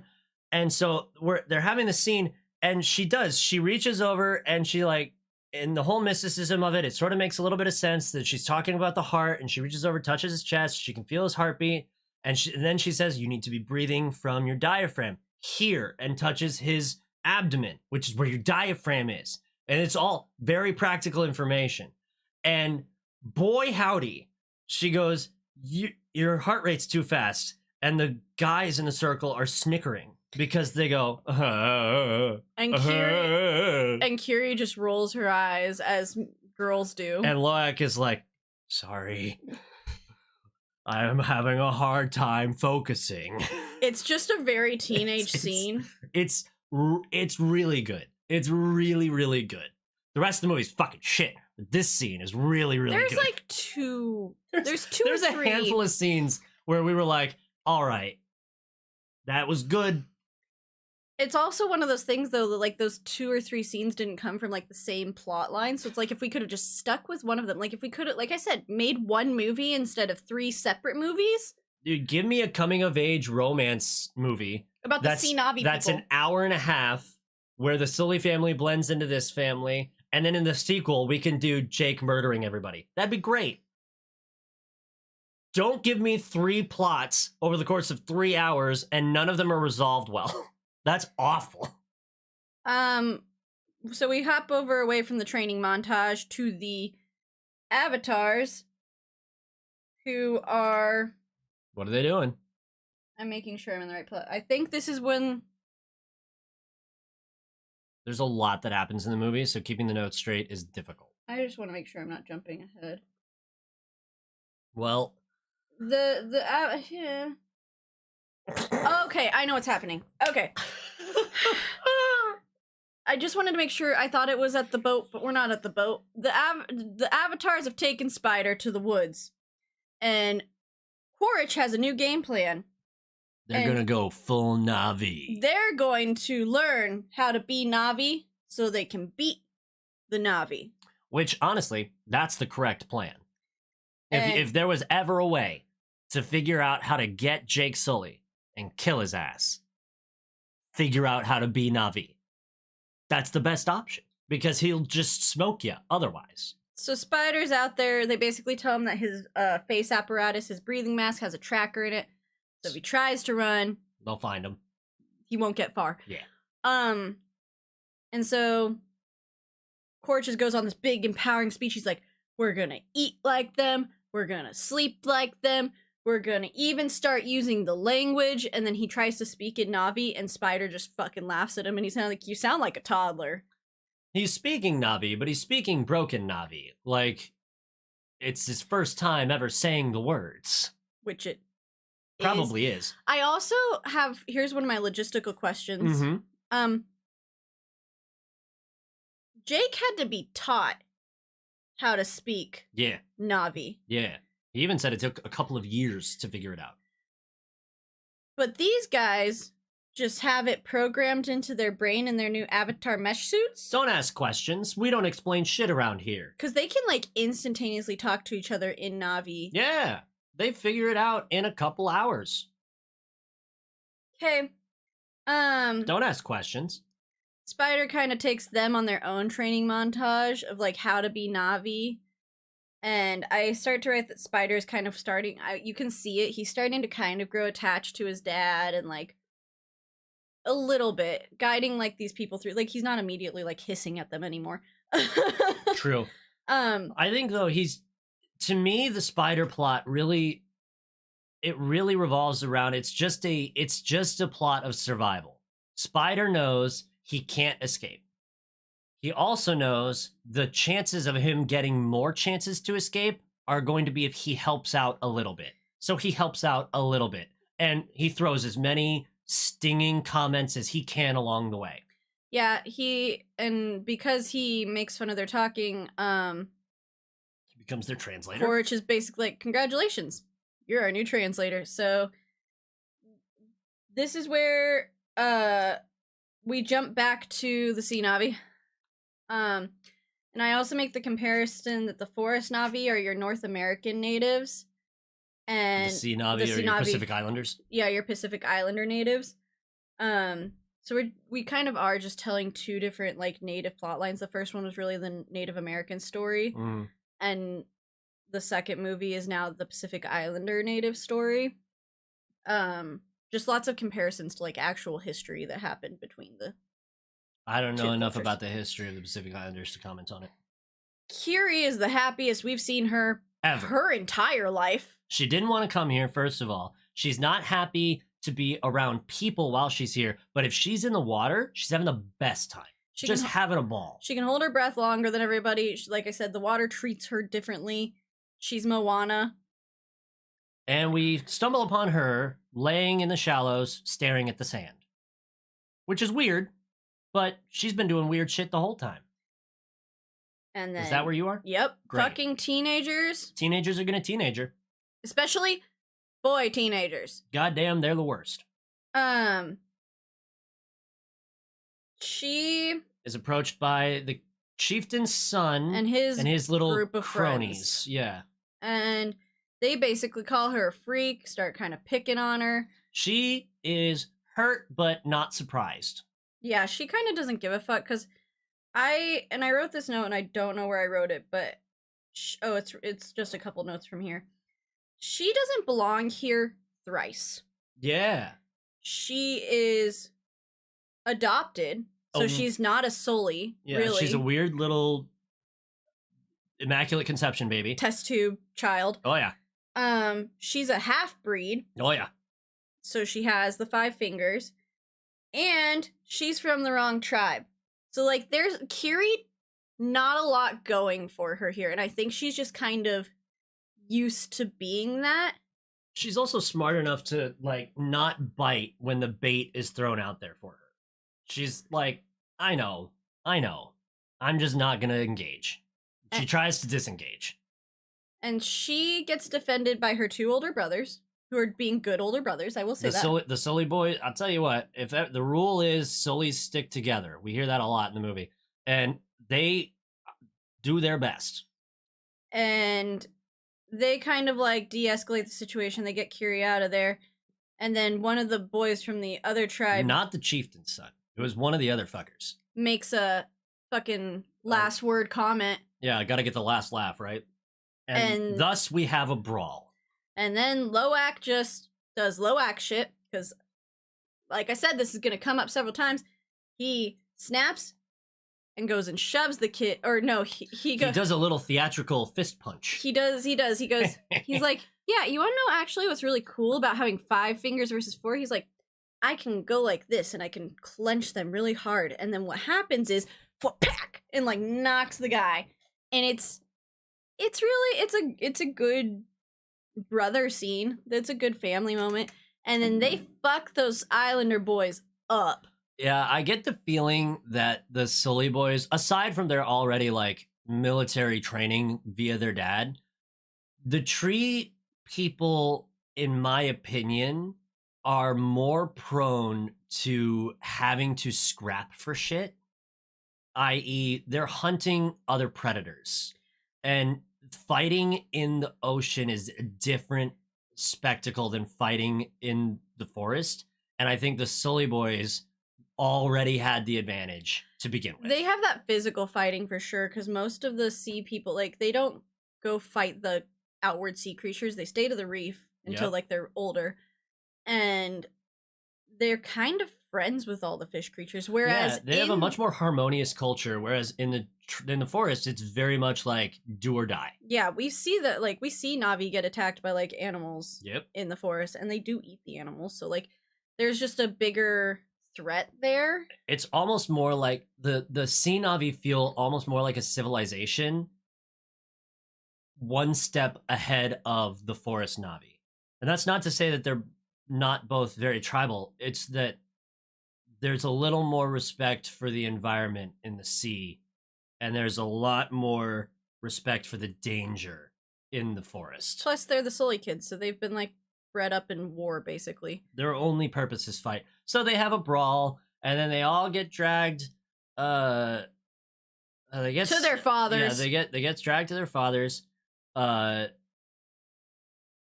This is not the time where the chieftain berates his son, but Jake berates his kids, and he does a good job, like, stopping when he finds out that his daughter was being bullied, and so they were sticking up for her. So he stops berating, but He does make he doesn't approve of them brawling in favor of defending their family. And in fact, he makes Loak go and apologize for starting the fight.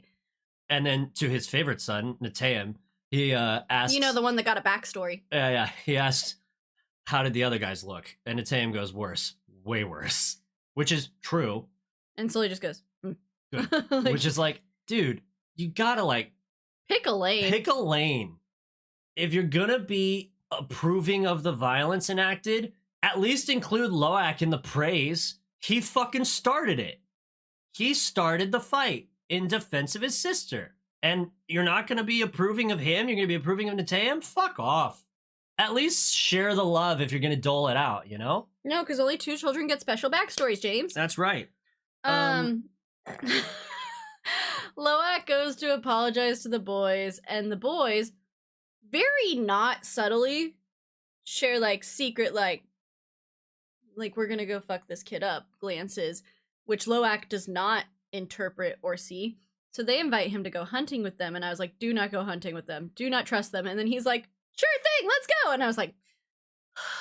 At this point, the movie is really, really just recycling the hits. Like, I don't know how many stories I've read or watched where you win a scrap, you have to go apologize, they make nice, and they're gonna backstab you. The mean kids are gonna just... The mean kids are gonna be mean.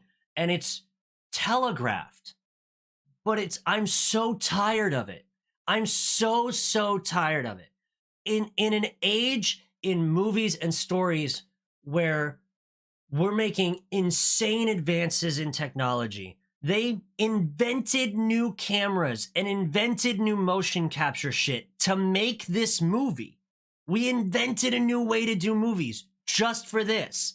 Just so that we can have a script that rehashes plot lines from 90s sitcoms and 90s movies about bad dads and loving mothers, and it's all the same garbage.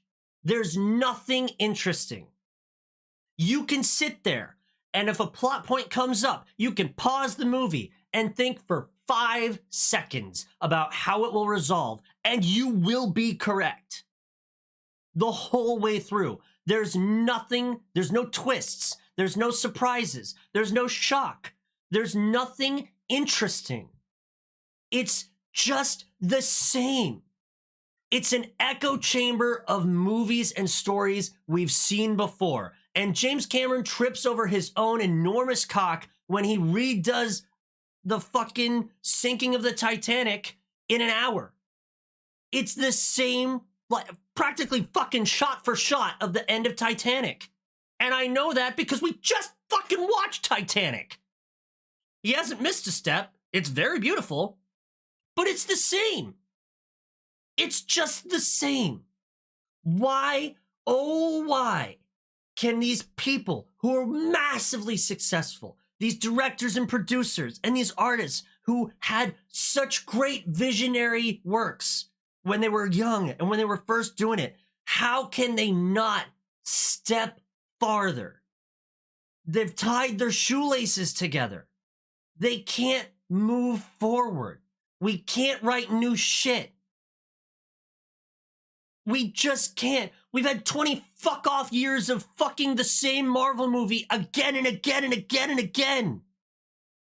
Are we gonna get something interesting? Barbie was different. That shit was crazy. That was a fun and interesting movie. Is it gonna win Best Picture? No. Should it? Probably not. But it was new and interesting. Not an original idea, though, based off a toy. Fair. But at least it was something unique and different. True. This is Avatar 1 again, with a tinge of other James Cameron movies, with a script from 40 years ago. And it's a waste. If you sit down to watch it, it's a waste. It's a waste of the hundreds of millions of dollars they spent to make it. It's a waste of every second that you're in the theater. There's nothing enriching. There's nothing to learn. There's nothing new. We've seen it before. There's nothing. It's empty. It's soulless. The points they try to make you feel for characters don't mean shit. There's no stakes. There's no threat. There's no story. I said it before. The movie is boring.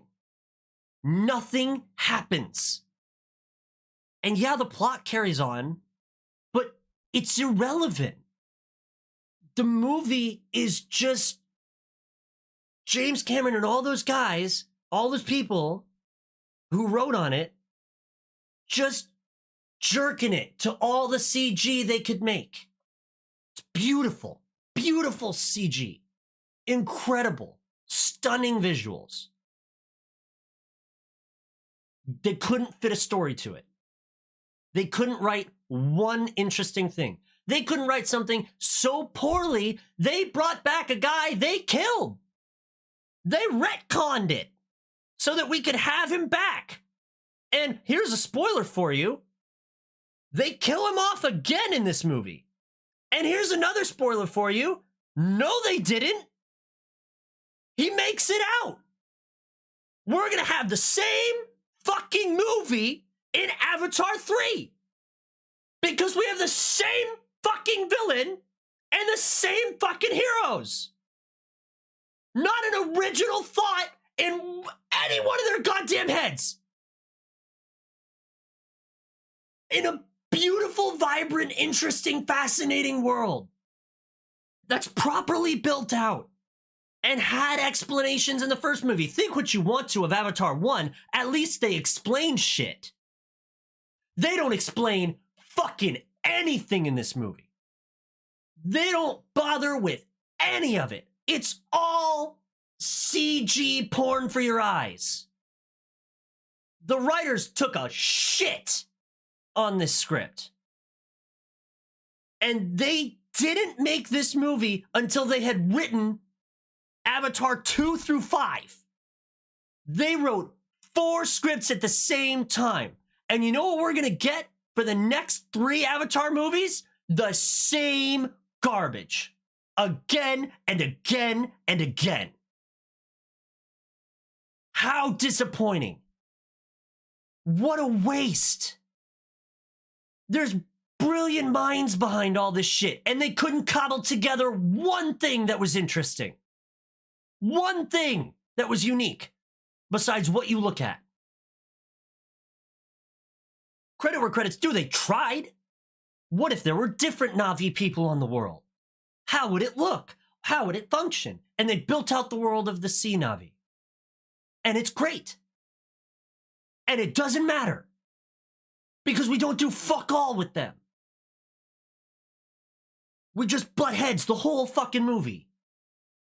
It's a fucking waste. We could have had art, and instead it's just computer-generated fuck-off garbage. Yes. I'm on note 69, and we're 20 minutes into this episode. Well, they were waiting on a fucking rant. There they got one. Loak gets They take him out to where he's not supposed to be. He can't swim very well. And then they abandon his ass. He gets chased by a giant fish.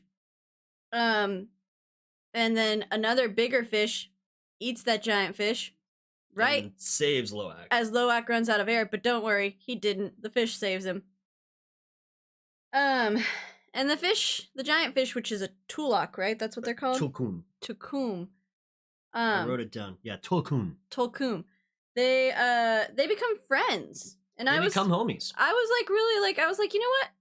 Go for it, Loak. You tame the whale thing, because it's just basically a whale. A giant, mean whale. It's a whale with the mouth of, like, the Leviathan in Subnautica, Yeah, if you its watched mouth us goes- play that game. Its mouth splays way, way out.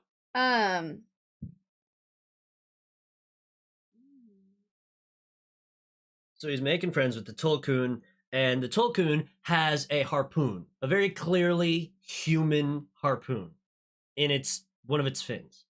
And this is it's so obviously human because they did a great job designing what the different cultures look like and every aspect, right?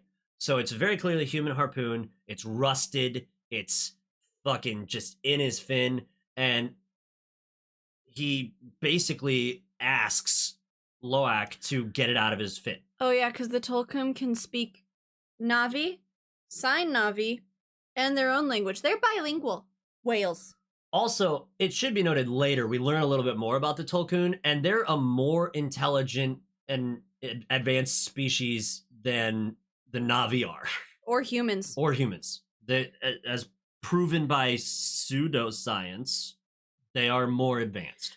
Proven by in-universe science. Yes, that's a good way to put it. In-universe science. And their brain goo stops aging. this movie that stops human aging. Yeah. This is our other resource that we're on the We'll planet get for. there. Don't worry.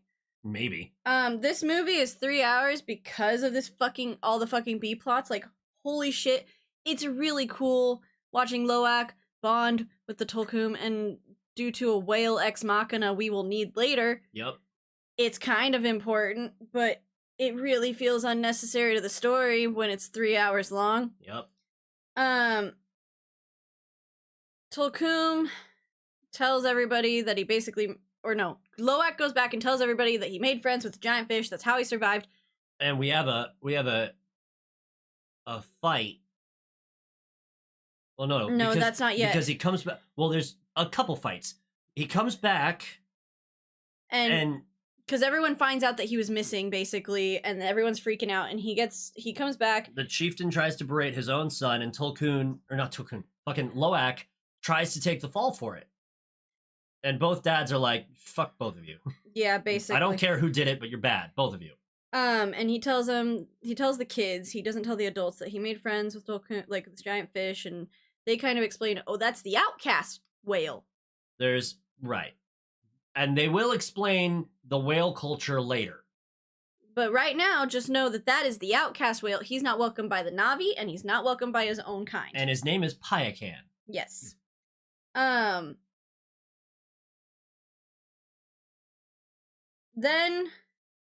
What? we get to the boat. Really?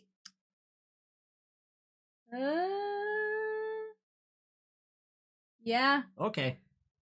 I didn't. The middle part of the movie is really snoozeworthy. Well, I didn't take many notes about. Well, my next note is that basically the Avatar roll up to the sea humans, because there are humans that are basically just there to fish. They're not part of the other humans that are there to, like, establish a living ground. They are there to mine this resource that James was talking about. It's the brain goo of the Tulkun. And it stops aging in humans. Allegedly. So it's a very good parallel to how a lot of cultures will kill giant animals and use one part. They're basically poachers.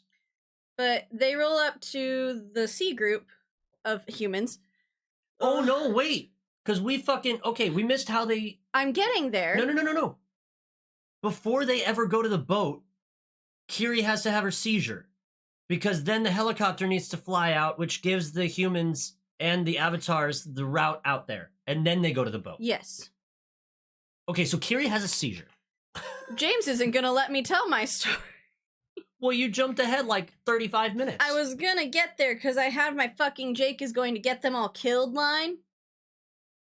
Because it's Jake that calls in the helicopter. Right, after Kiri has her seizure. Yes! Well, go ahead, talk about you didn't want me to do it. Talk about Kiri and her seizure. Well, this is part of our weird mysticism train. So James really cares about the Kiri plotline. it's because it's one of the only things in the movie that is A, not explained, and makes no sense. And it's the most interesting plotline that we have. Right, because it makes you ask questions. So Kiri and Serena, The children. some of the children. The older Loak children. is not there. Loak's not there because he's in trouble. Right, he's in trouble. Everyone else goes to what is it's the Cove of the Ancestors, is what they call it. And it's basically where the world tree is. It's your tree of life from the other one. Right. But underwater. And from the top down, looks like a coral reef. Underwater, it's a tree.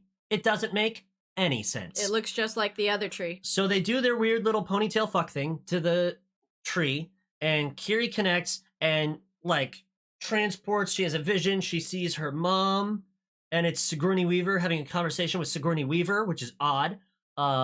And they conversate, and she asks a bunch of questions, like, who's my dad, all this stuff.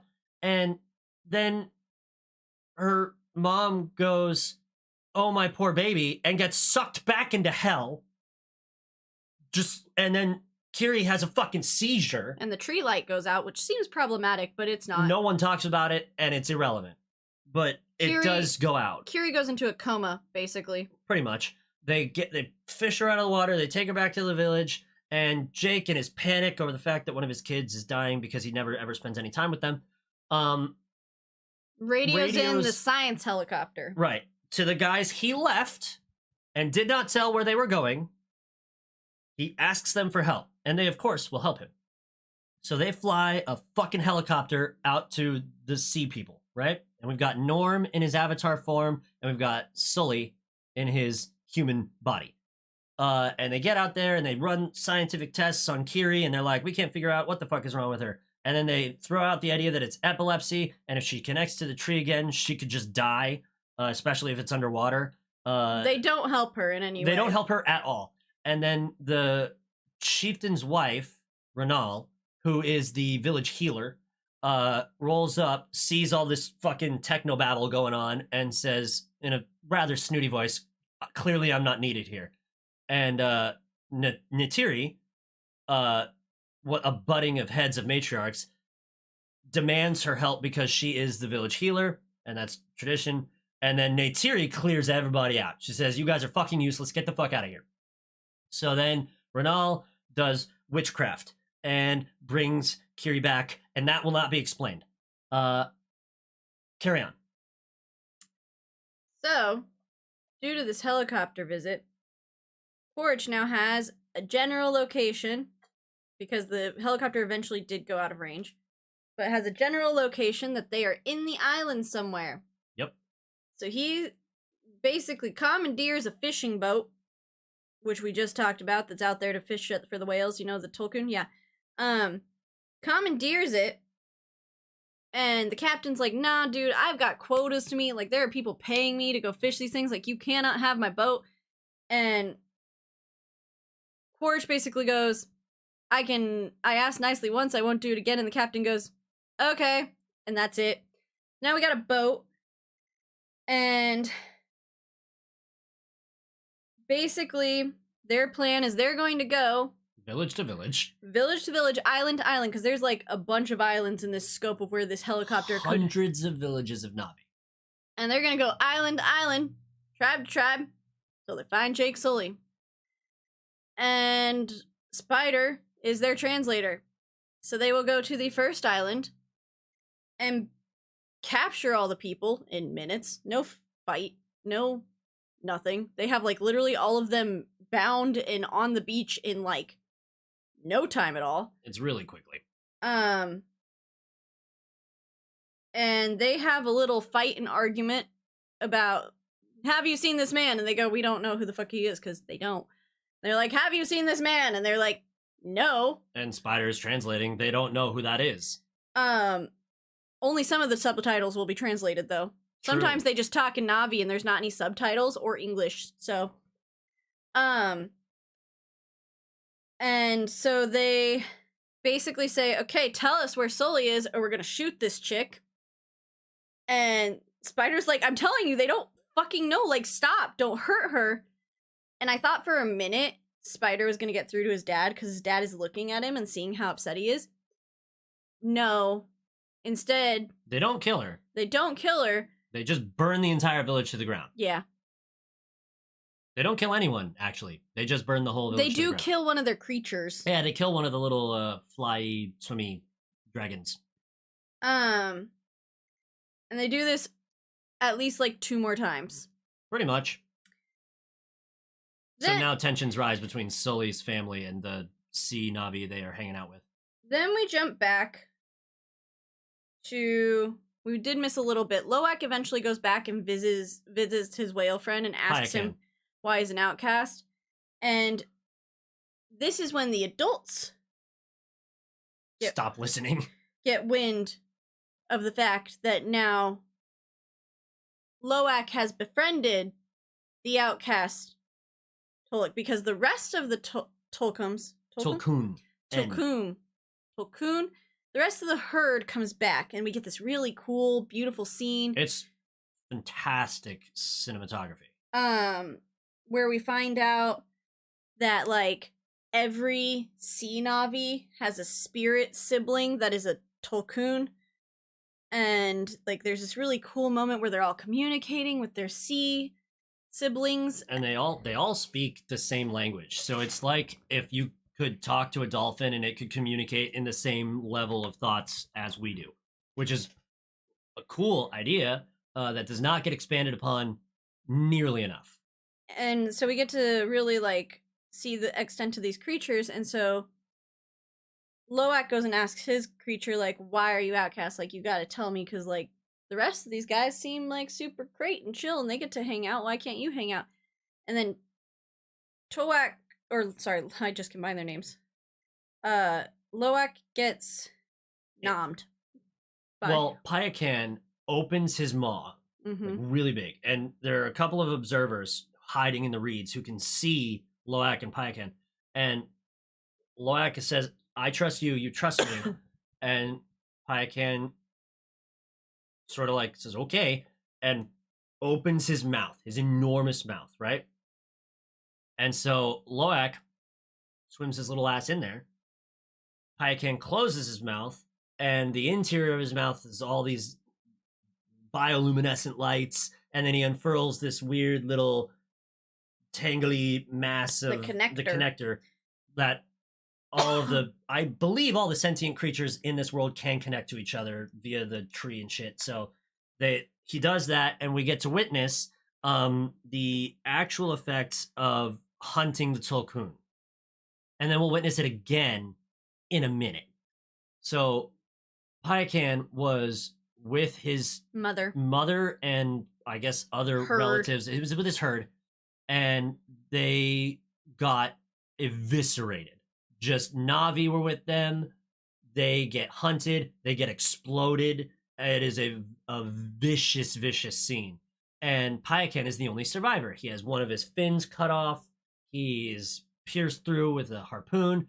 He is one of the only survivors, and he gets away. It is believed. We find out a little bit later when the chieftain gets pissy about everything. Well, we find out right now because... Oh, yeah, carry on. Then, basically, the other kids basically rat on Loak. No one is surprised. And so the chief basically tells them the story of how the Tolkien work, that they have a basically very strict pacifism rule. The Tolkien will not kill anyone for any reason whatsoever, because once upon a time they did do that because they're big bad motherfuckers, and it just led to it was senseless to them because they're more advanced than humans or Na'vi. So it was senseless to them, so they basically made a rule amongst themselves that none of them will kill. And because it is believed that Payakan killed everybody. Payakan killed everyone. He's outcast. You're not allowed to be with him. That is not true. He did not kill everybody. And no one will let Loak explain that for more than half a second. He's a child. Obviously, his opinion means nothing and he should be disregarded. And he tries to, and Jake treats his son like absolute shit. And Such a piece of shit. basically is like, you are talking to the chief, how fucking dare you. That was his mom, actually. His mom chastised him for the way he was talking to the chief. And then Jake does too, and he's like, I'll take care of this one, like, I'm so sorry, like, you don't talk to people, like, basically, like, doesn't give his kid an inch, and Jake sucks as a dad.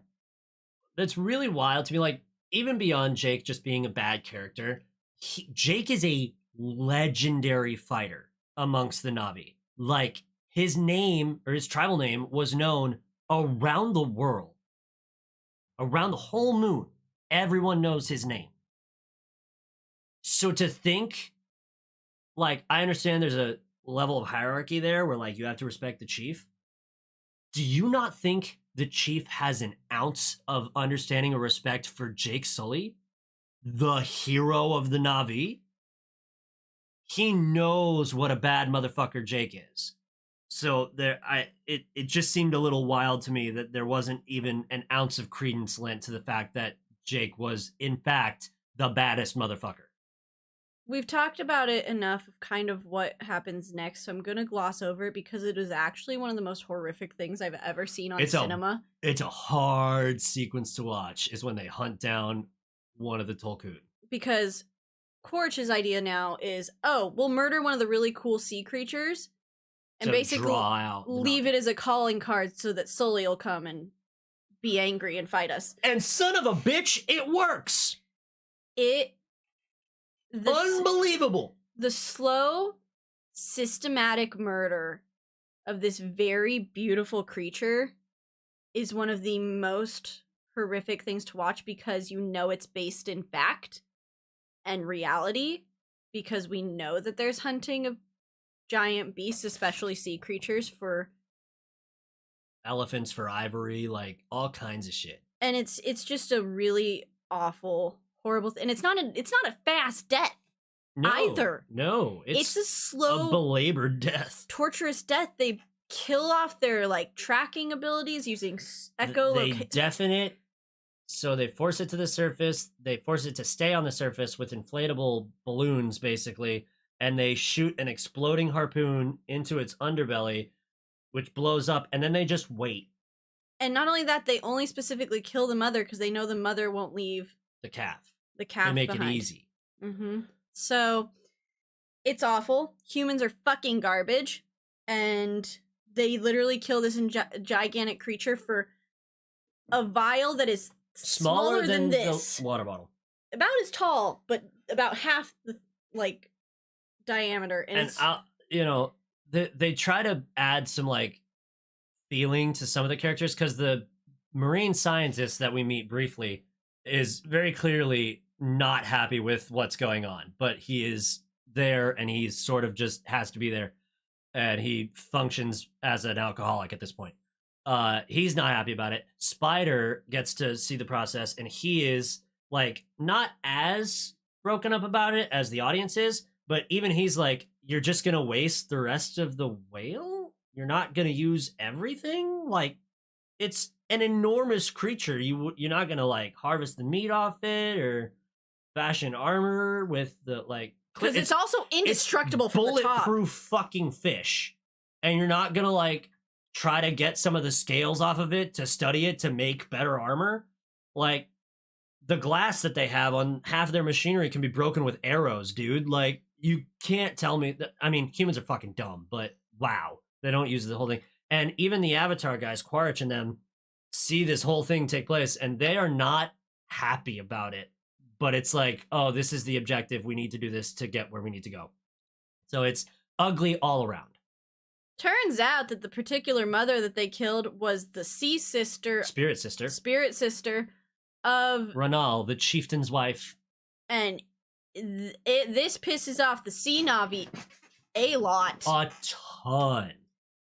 And Then we have a lot of hemming and hawing. And Jake basically talks them down from going to fucking war. He says, go warn. Send the Tolkien out of here. He's Get like, him out of here. Go warn the Tolkien. Like, do something. Like, we got to protect them. And then he tries to run again. And while he is doing all that and having his crises, Loak. Hey, look at that plot line that I told you is going to happen 3 times. This is the 3rd time. Loak goes to warn Payakan. And in doing so, all his siblings are like, well, wait up. We'll come with you. No, they're like trying to stop him. They're trying to catch him. And he's like, no, that's my boy. That's my spirit brother. Because he thinks that is his, which it kind of is. It kind of is. And he just wants to go warn his friend. And none of them want to fucking hear it. And so he takes off. They all chase him. So guess what? Loak has now led his siblings into imminent danger. 3 times. Again. 3 times in the movie. It happens once an hour. Great averages. And I literally wrote, I feel like we just did this story. Yeah. I don't know how many times I wrote playing the hits, but they literally did. So Loak goes, guess who has one of the trackers in his body? It's Payakan. So they are freaking out and they're trying to get him. Guess who's like right around the corner? Like you can see them on the horizon. It's the humans and the avatars. They're coming to get you. Ship that's coming to track the Sullies down. The kids try to save the Tolkien. They do. They do. But then a little bit too late. Guess who gets caught? The children. At least 3 of them. And then guess who comes galloping to the rescue? The whole Sea Navi tribe. And guess what? They say they have the conversation of Jake, just you. And your kids don't get hurt. And Jake almost does that. And then Sea Whale Ex Machina. Yep. That's Payakan rolls up, jumps out of the water onto the boat, the fishing boat. And I mean, it's the size of a fucking aircraft carrier. Jumps onto it and just fucks shit up for like a minute and then goes back into the water. Fucks off. He is super intelligent though, because he like saw his homeboy. He throws a little temper tantrum. He's like, "Do I do it again? Like I said, I wouldn't do it again because I'm not supposed to kill people." Fuck it, we're out here. Let's do it. And then yeah, he basically goes and extracts his revenge on the humans 10 times over because he does some really cool shit. Just to go through the adventure of Payakan, because we'll talk about the rest of the fighting that goes on. He does that on the boat. He like knocks stuff around with his fins. He has a little Captain Ahab moment. He leaps off of the boat, goes underwater. He waits for the people that normally hunt him to get on their little boats and chase him. And he waits for them to fire the harpoon at him.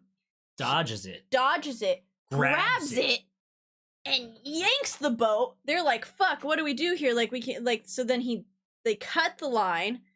He takes that line, wraps it around the boat, yanks it, traps the guy that's been killing all the fucking fish, the captain, rips his arm off, and throws him into the sea. Yep. Payakan is maybe the most interesting character in the movie. Payakan's storyline was great. And he communicates in clicks, pops, and moans. This is basically just now the Michael Bay portion of the movie, because once Payakan does that, all hell breaks loose. All bets are off. The entire Sea Navi attacks. The Sullies are in there. Because everybody's so much focused on the sinking ship, they don't really have time to focus on the fact that they're holding a ransom for Sully's children. Now, I will say this. There are a few times in the movie where the animation just clearly was not done enough.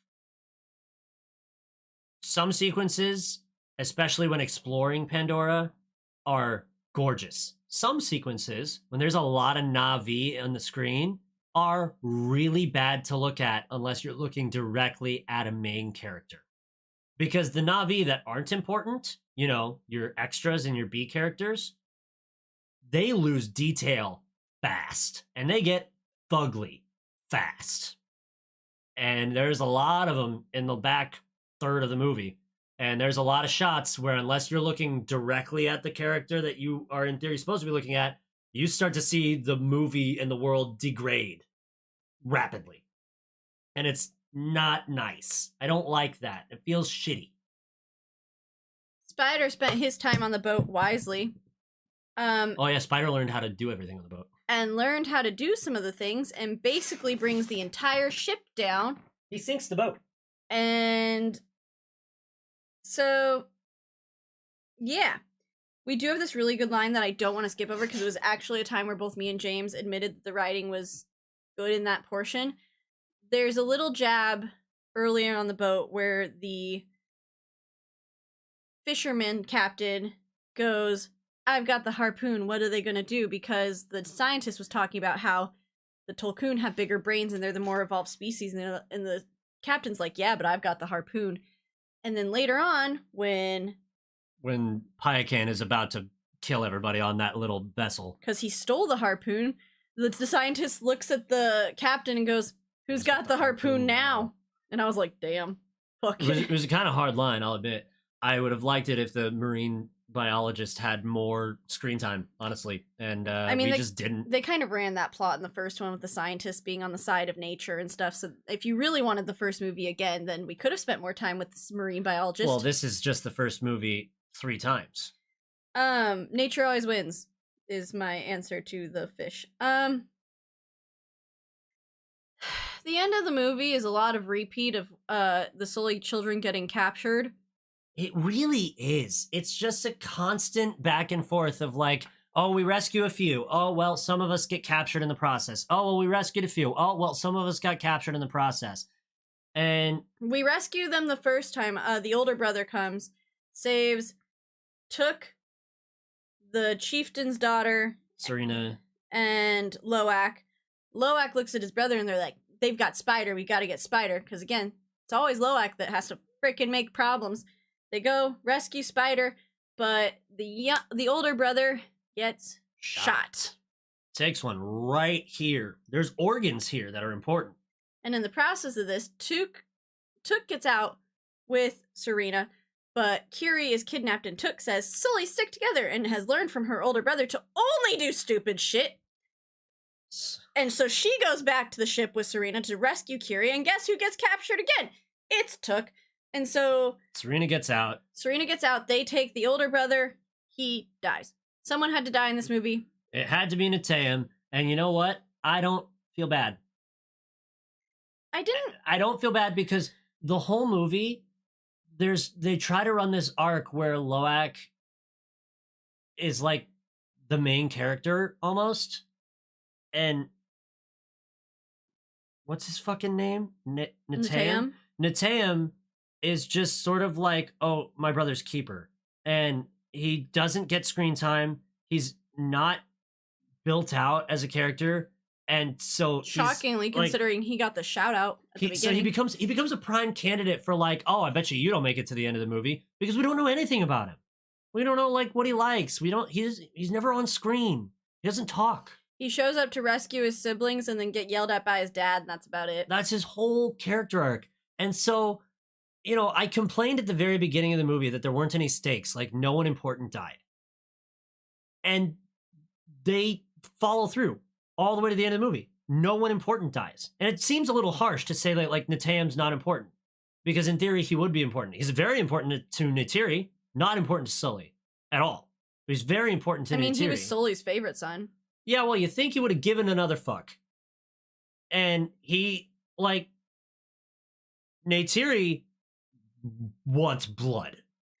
Yeah, so... and she fucking gets it. Neytiri and Jake, on a basically solo run at this point, I don't know what happened Spider comes. Well, Spider, but I don't know what happened to the rest of the Sea Navi at this point. They just kind of... Oh, they quietly vanish. Yeah, you don't... There's not... They killed off all the tertiary humans and disappear. Yeah, that's it. In the continuation of no explanation given. So... We could have had a cutaway where the chieftain looks around and says, our work here is done, and rallies his guys to fuck off. That would have been plenty. Didn't get that. They just go away. I mean, it would have added 35 seconds to the 3-hour runtime. In fact, to the point that I kind of forgot they existed in this whole fight until... Well, that's how unimportant they are. But, so Sully, using Spider as a guide, because Spider was on the ship and he knows where the girls are being kept, and Neytiri are going to go fuck some people up. And that is exactly what they do. And they tell Loak to stay there. And Loak stays there, you'll never guess it. All of 5 seconds, then he fucks off to go help on the ship. I literally wrote, I was like, this kid just doesn't fucking learn. It's important that he goes because he's part of the rescue mission, but... Like, the whole movie doesn't happen if Loak doesn't have an impulsive decision right at the beginning. But in this one moment, his impulsive decision saves Jake's life, which is telegraphed from approximately an hour and a half ahead of time. They get to basically a standoff. The fighting, blah, blah, blah. Neytiri fucks some fuckers up. It's a terrific action sequence, I gotta say. Terrific action. But we get to the point where basically Sully has freed the Took, but Quaritch has Kiri by a knife, and instead of secretly killing him from behind, which she 100% could have done, Neytiri makes the weird decision to hold Spider at knife point because that's Quaritch's kid. And oh my god, we get the son for a son line, which gets repeated later in a different context, and it does not have the emotional weight that they think it does. And for some reason, Quaritch goes, that's not my son. Like, we're not even the same species. But then also, 2 seconds later, caves. And let's go. So now the kids are free, and... Neytiri takes the kids into the water. The Sully children and Neytiri are free, and then Jake... Quaritch taunts Sully. And they duke it out by themselves, and Oil lights the sea on fire, so now the Sullys are stuck. They can't escape, and so... And then the ship sinks, so we've got the Titanic happening at the same time as a Terminator fight. It's literally the Titanic. Like, the two, Spider and Kiri, are, like, climbing up as the ship's going like this. Underneath, you have Took and Neytiri getting stuck in, like, hallways while water is spilling up, and they're having to swim through. If you didn't know that James Cameron did both Titanic and this movie, and you watched Titanic one week and then you watch this movie the next, you would 100% go, oh, I bet you it was the same director, because it's the same fucking sequences. They even have a, like, hold on to me moment between Spider and Kiri, like, don't let go. And I was like, never let go, Jack! Like, it's literally the same. It's the Titanic, but also there's a hand-to-hand combat. Yeah, but also two dudes are duking it out. And eventually, Sully chokes out Quaritch underwater. Leaves him to sink to the bottom. He basically dies. I'm surprised he's alive at all, because he was underwater like lot. 2 minutes, 3 minutes unconscious. Longer, like, because, like, Loak, we told you he comes back. Loak goes in there, gets to his dad, has a whole speech with him. They wait for the water to fill up. Same with Took and Neytiri and Kiri. They all have this moment of, like, the speech and, like, getting out of the boat. And it takes all of that time for Spider to see his dad. Think about saving his dad, decide not to, swim away, have a second thought, swim back, and then drag his dad to the surface. And then to an island where he then becomes conscious. And I was just like, what? Like, how in the fuck? He gets, I don't understand it. He gets choked into unconsciousness and sinks to the seabed. The fact he's alive is unexplainable. You cannot come to me. James Cameron could be here right now and he could be like, oh, well, he's got advanced lungs. How? Why? How? The Na'vi who were from the forest had to learn how to hold their breath a long time. And by the way, if you're unconscious underwater, I don't think your brain knows how to hold its breath. I don't know that, but I'm pretty sure. I'm really glad that the fish lived. Oh yeah, Pike lives. He lives. I don't care so much about anything else. 75%, 3 out of 4 kids surviving ain't bad. That's passing. Oh my god, the fucking son for a son comment. Because Neytiri, during her threat, says son for a son and like spits it, like says it like it's a sentence that tastes bad in her mouth. And then the child swap. And then fucking Jake says a son for a son while holding Loak and Spider to him, like he's adopting Spider. And it's fucking, what a weird connection to make. It doesn't feel right. It feels disingenuous and weird. It's like Jake's like trying to show affection but doesn't know how, and repeats a phrase that was used in improper context. It's just a bad. The ending sucks. They bury their son at the sea tree. Yep. And then the two, Jake and the chief of the Sea Navi, have a conversation.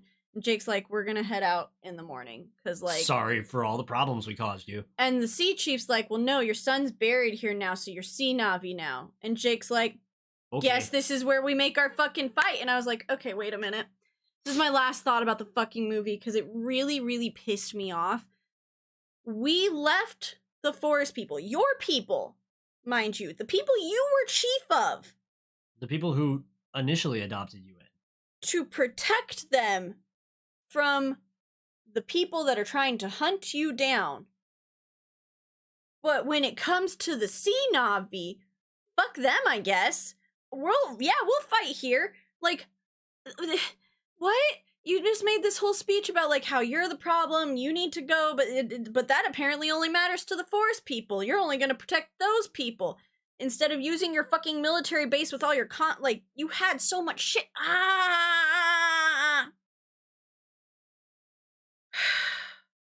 This rant is brought to you by America. Don't make the character have a moral compass about one thing and then just make them throw it away. The whole thing is bad. I hate the fucking Avatar movies. They're so long and they suck plot-wise, and if they weren't pretty to look at and they didn't give me amazing things at Disney World, I literally would set them on fire. The end. I want to be all done talking about this horrible movie now. It's better than the first one. I guess. I enjoyed it more than the first one. I laughed at it more than the first one. It's prettier than the first one. So we're getting a third and a fourth and a fifth someday. I don't want to, because we get to the end of the movie and everything is exactly the same as it was at the beginning of the movie. Just in a different location. It literally, you spent, and I bitched about it however long ago in this episode. It's a waste. At the end of this movie, the only thing that has changed is that Natayam is dead. It's kind of like Grace dying in the first one. It's such a fucking waste of everyone's time. Even if you want to like the movie and be engaged in the characters, it's a waste of everything they do. Every effort they make is a waste. And we want to explain the really cool characters like Kiri, who has magic ocean powers that no one understands. No, we're gonna spend all of the some time watching stupid teenage boy do stupid teenage boy shit. I'm so sad that this true cinematic marvel got paired with a script that is just a jumbled mass of bullshit. Like, I have the visceral reaction to this movie that Star Wars purists have to the last three. Like, it's a waste. It's really pretty. It's a waste. Nothing changes. The status quo is the same. Quaritch is alive. Quaritch gets away. When Spider drags him to the rock and leaves him there, Quaritch's fucking bird dragon shows up and is all chummy with him. And Quaritch tries to get Spider to come with him. Spider hisses at him and fucks off. He goes back to the Sullys because he knows who actually treats him like family. So now you're ensuring Quaritch is your antagonist in the next movie. He's gonna be in the third movie. This is a character that died at the end of the first one. And the second one. There's no way he survived He's that. been killed twice. 2 times. James Cameron can't let a motherfucker die. It wouldn't shock me if Neteyam came back. Because no one is permitted to be dead permanently. That's insane. Grace's avatar is still alive. Grace's avatar had a baby. Nothing is real. Everything's made up. There's no stakes. No one important died. We didn't even learn shit about Neteyam before he was killed, and we spent 3 hours with him. He was irrelevant, and he died, and everyone was sad briefly. Briefly. None of the Sea Na'vi died that were important. Or that we even saw, because you didn't really even see them in the fight. None of the Sully family dies but Neteyam. Kill fucking Neytiri. Kill Jake. I don't care. Even if you were to leave Jake alive and have him continue to be the protagonist of your movie series, which clearly they want. I don't get why. He sucks. Literally kill anyone of importance. You could kill Kiri. Well, don't kill Kiri. I Well, like Kiri. Kill Took. Kill the baby. Sure. Literally anyone else. Kill Loak. Give Neteyam a story. We had a great story from Loak, kind of. This movie. So kill him at the end and give us Neteyam's revenge arc. Honestly, he should have died. Loak should have died. Loak should have died like 3 times.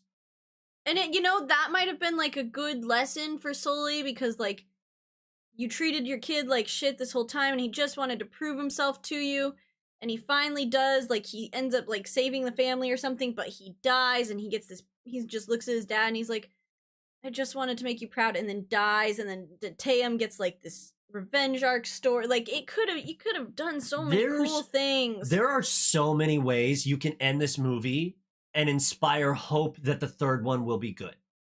And James Cameron and his writing team considered that and didn't do it at all. They didn't take a single interesting transition to get to the next movie. And we're going to have 3 more. The amount of just artistic waste is unfathomable to me. And I want to bitch about like the way the movie was made and shit, but honestly, it's really cool how the movie was made. There's a lot of really dope shit that had to happen for this movie to come out. I will not forgive myself for watching it because it was just a waste of time. You want to know what it reminds me of? Remember that really beautiful video game that has expansive, endless worlds you can go to and was like going to be super cool and revolutionary in the way of video games, called No Man's Sky? Yeah. And then it came out and it had no substance whatsoever, even though they spent gajillions of time and hours pouring into this universe and this world. Like, there's endless worlds you can go to, and it's like multiplayer and all this shit, but there's not a thing you do in the game. Not a damn thing. Yeah. That's what this movie is. Like, you spent all this time developing this entire world with this entire language and creatures and way of life and animals and people and all this shit, and then you just didn't write a good story. Credit where credit's due. It's some of the best world building in a fantasy setting since like Tolkien. Yeah. Like, it's astounding how well he did on that, only to drop the absolute ball on plot and story and characters. Just astounding. We're over an hour on this episode. I want to give lots of credit to the production and to the crew and everything about that. It's not your fault. The only reason this movie has a rating above 0 for me is because of the evolution of cinema and the way they did the production. 3 for me. it gets a 5 for me on the visuals and the production and the man hours that went into it. You could have asked me to write the script, and I would have delivered a story. Overall, 3 for me. I'm amazed I'm giving it a better rating than you. I really hate Avatar. 3 out of 10 and a 5 out of 10. Watch Averaging at your, for a 4 out of 10. Yep. Watch at your own risk. It's really, really pretty. Watch it on mute while you do chores if you want to see the visuals. They are some really stunning visuals. And then interspersed in there, some nightmarish sequences. And honestly, watch the last battle. Honestly, it's pretty good. Watch the final battle, and then you can turn your TV off and feel good about yourself because you didn't have to sit through the nightmare like we did. We did it for you and only you, and that's CityWave Cinema. Wow, very Matt Pat ending. Next time we will be watching Edward Scissorhands. So until then, I guarantee you I will have better things to say about that movie's story than this.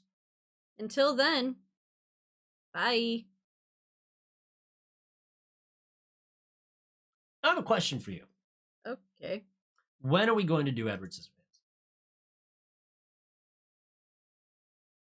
What do you mean? Like next week or the week after? Is that what you're asking? Yeah. We have floated around the idea of making our podcast episodes more frequent, because we've been really enjoying them. Can you type it in? If you missed the beginning of stream, Poppy Playtime comes out this week. It will be, honestly, one of the best games that we've had on the channel in a minute. It looks phenomenal. They really did take their we got a movie deal budget and threw everything into this game. It looks fantastic. The story, the villain for this one, there's 2 of them, but like the main one we're gonna have to deal with is this cat thing called Catnap, and it looks horrifying as fuck. It looks scarier than Huggy and Mommy Longlegs. Like, it makes me feel uncomfortable watching the trailer. It looks like it's going to be really a difficult playthrough.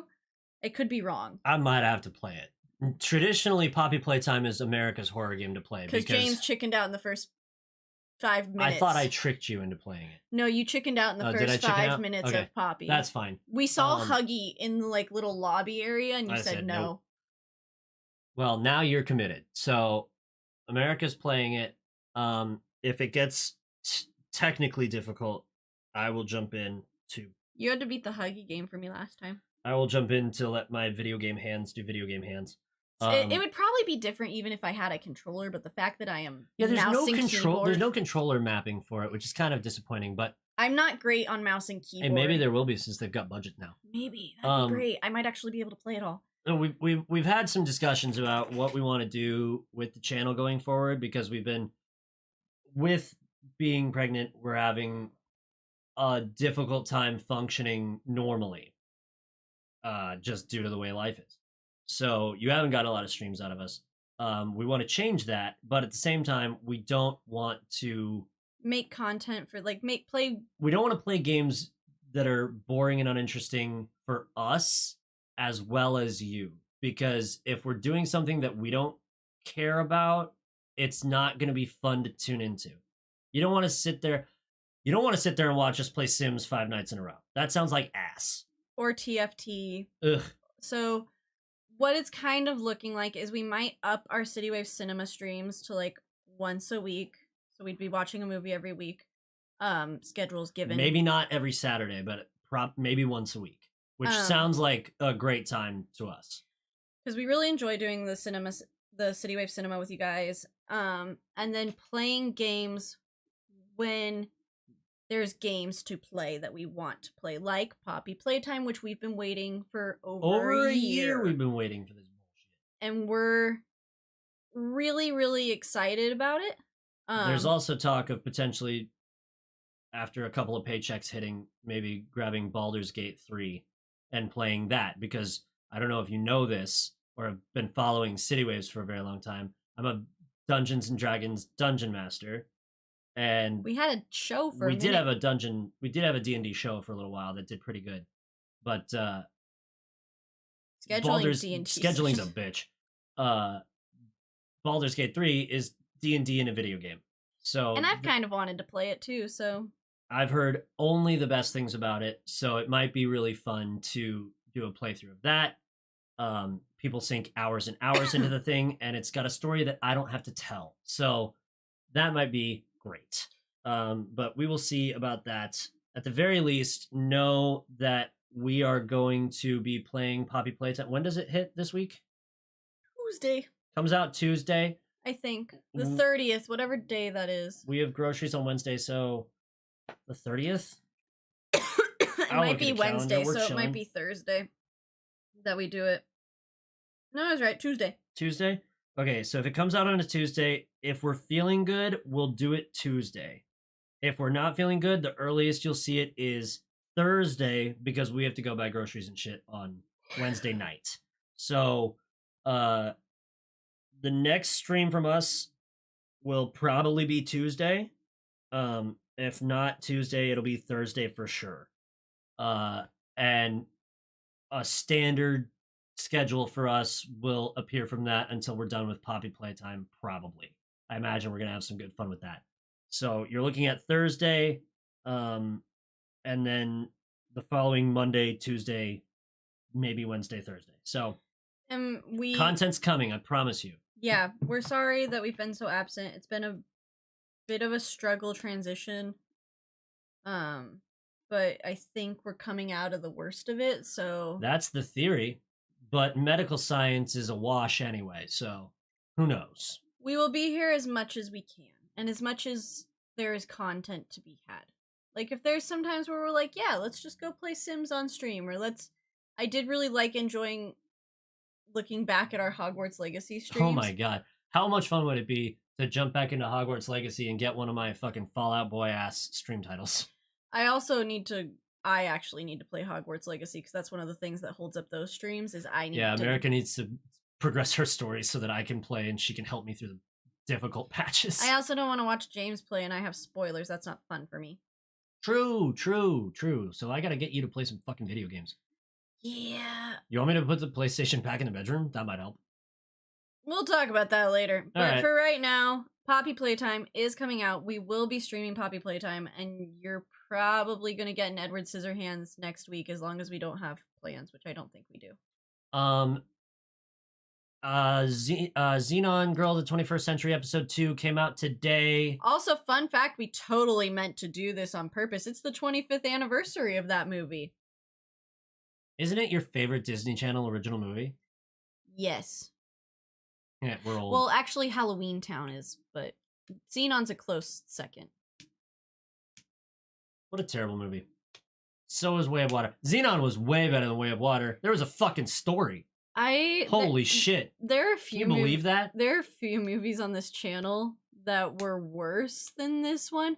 One of them I'm thinking of is Viva Rock Vegas, Rock Vegas. Beetlejuice was worse than Way of Water. I disagree on that one, but the content of Beetlejuice had a story, but the content of Beetlejuice is fucking atrocious. Cats was worse. Yeah, dude. Cats was worse. If you want a more summarized version of what movies we think are good and bad that we've watched, there's a whole tier list episode that you can watch on YouTube at CityWaves Entertainment. Good night!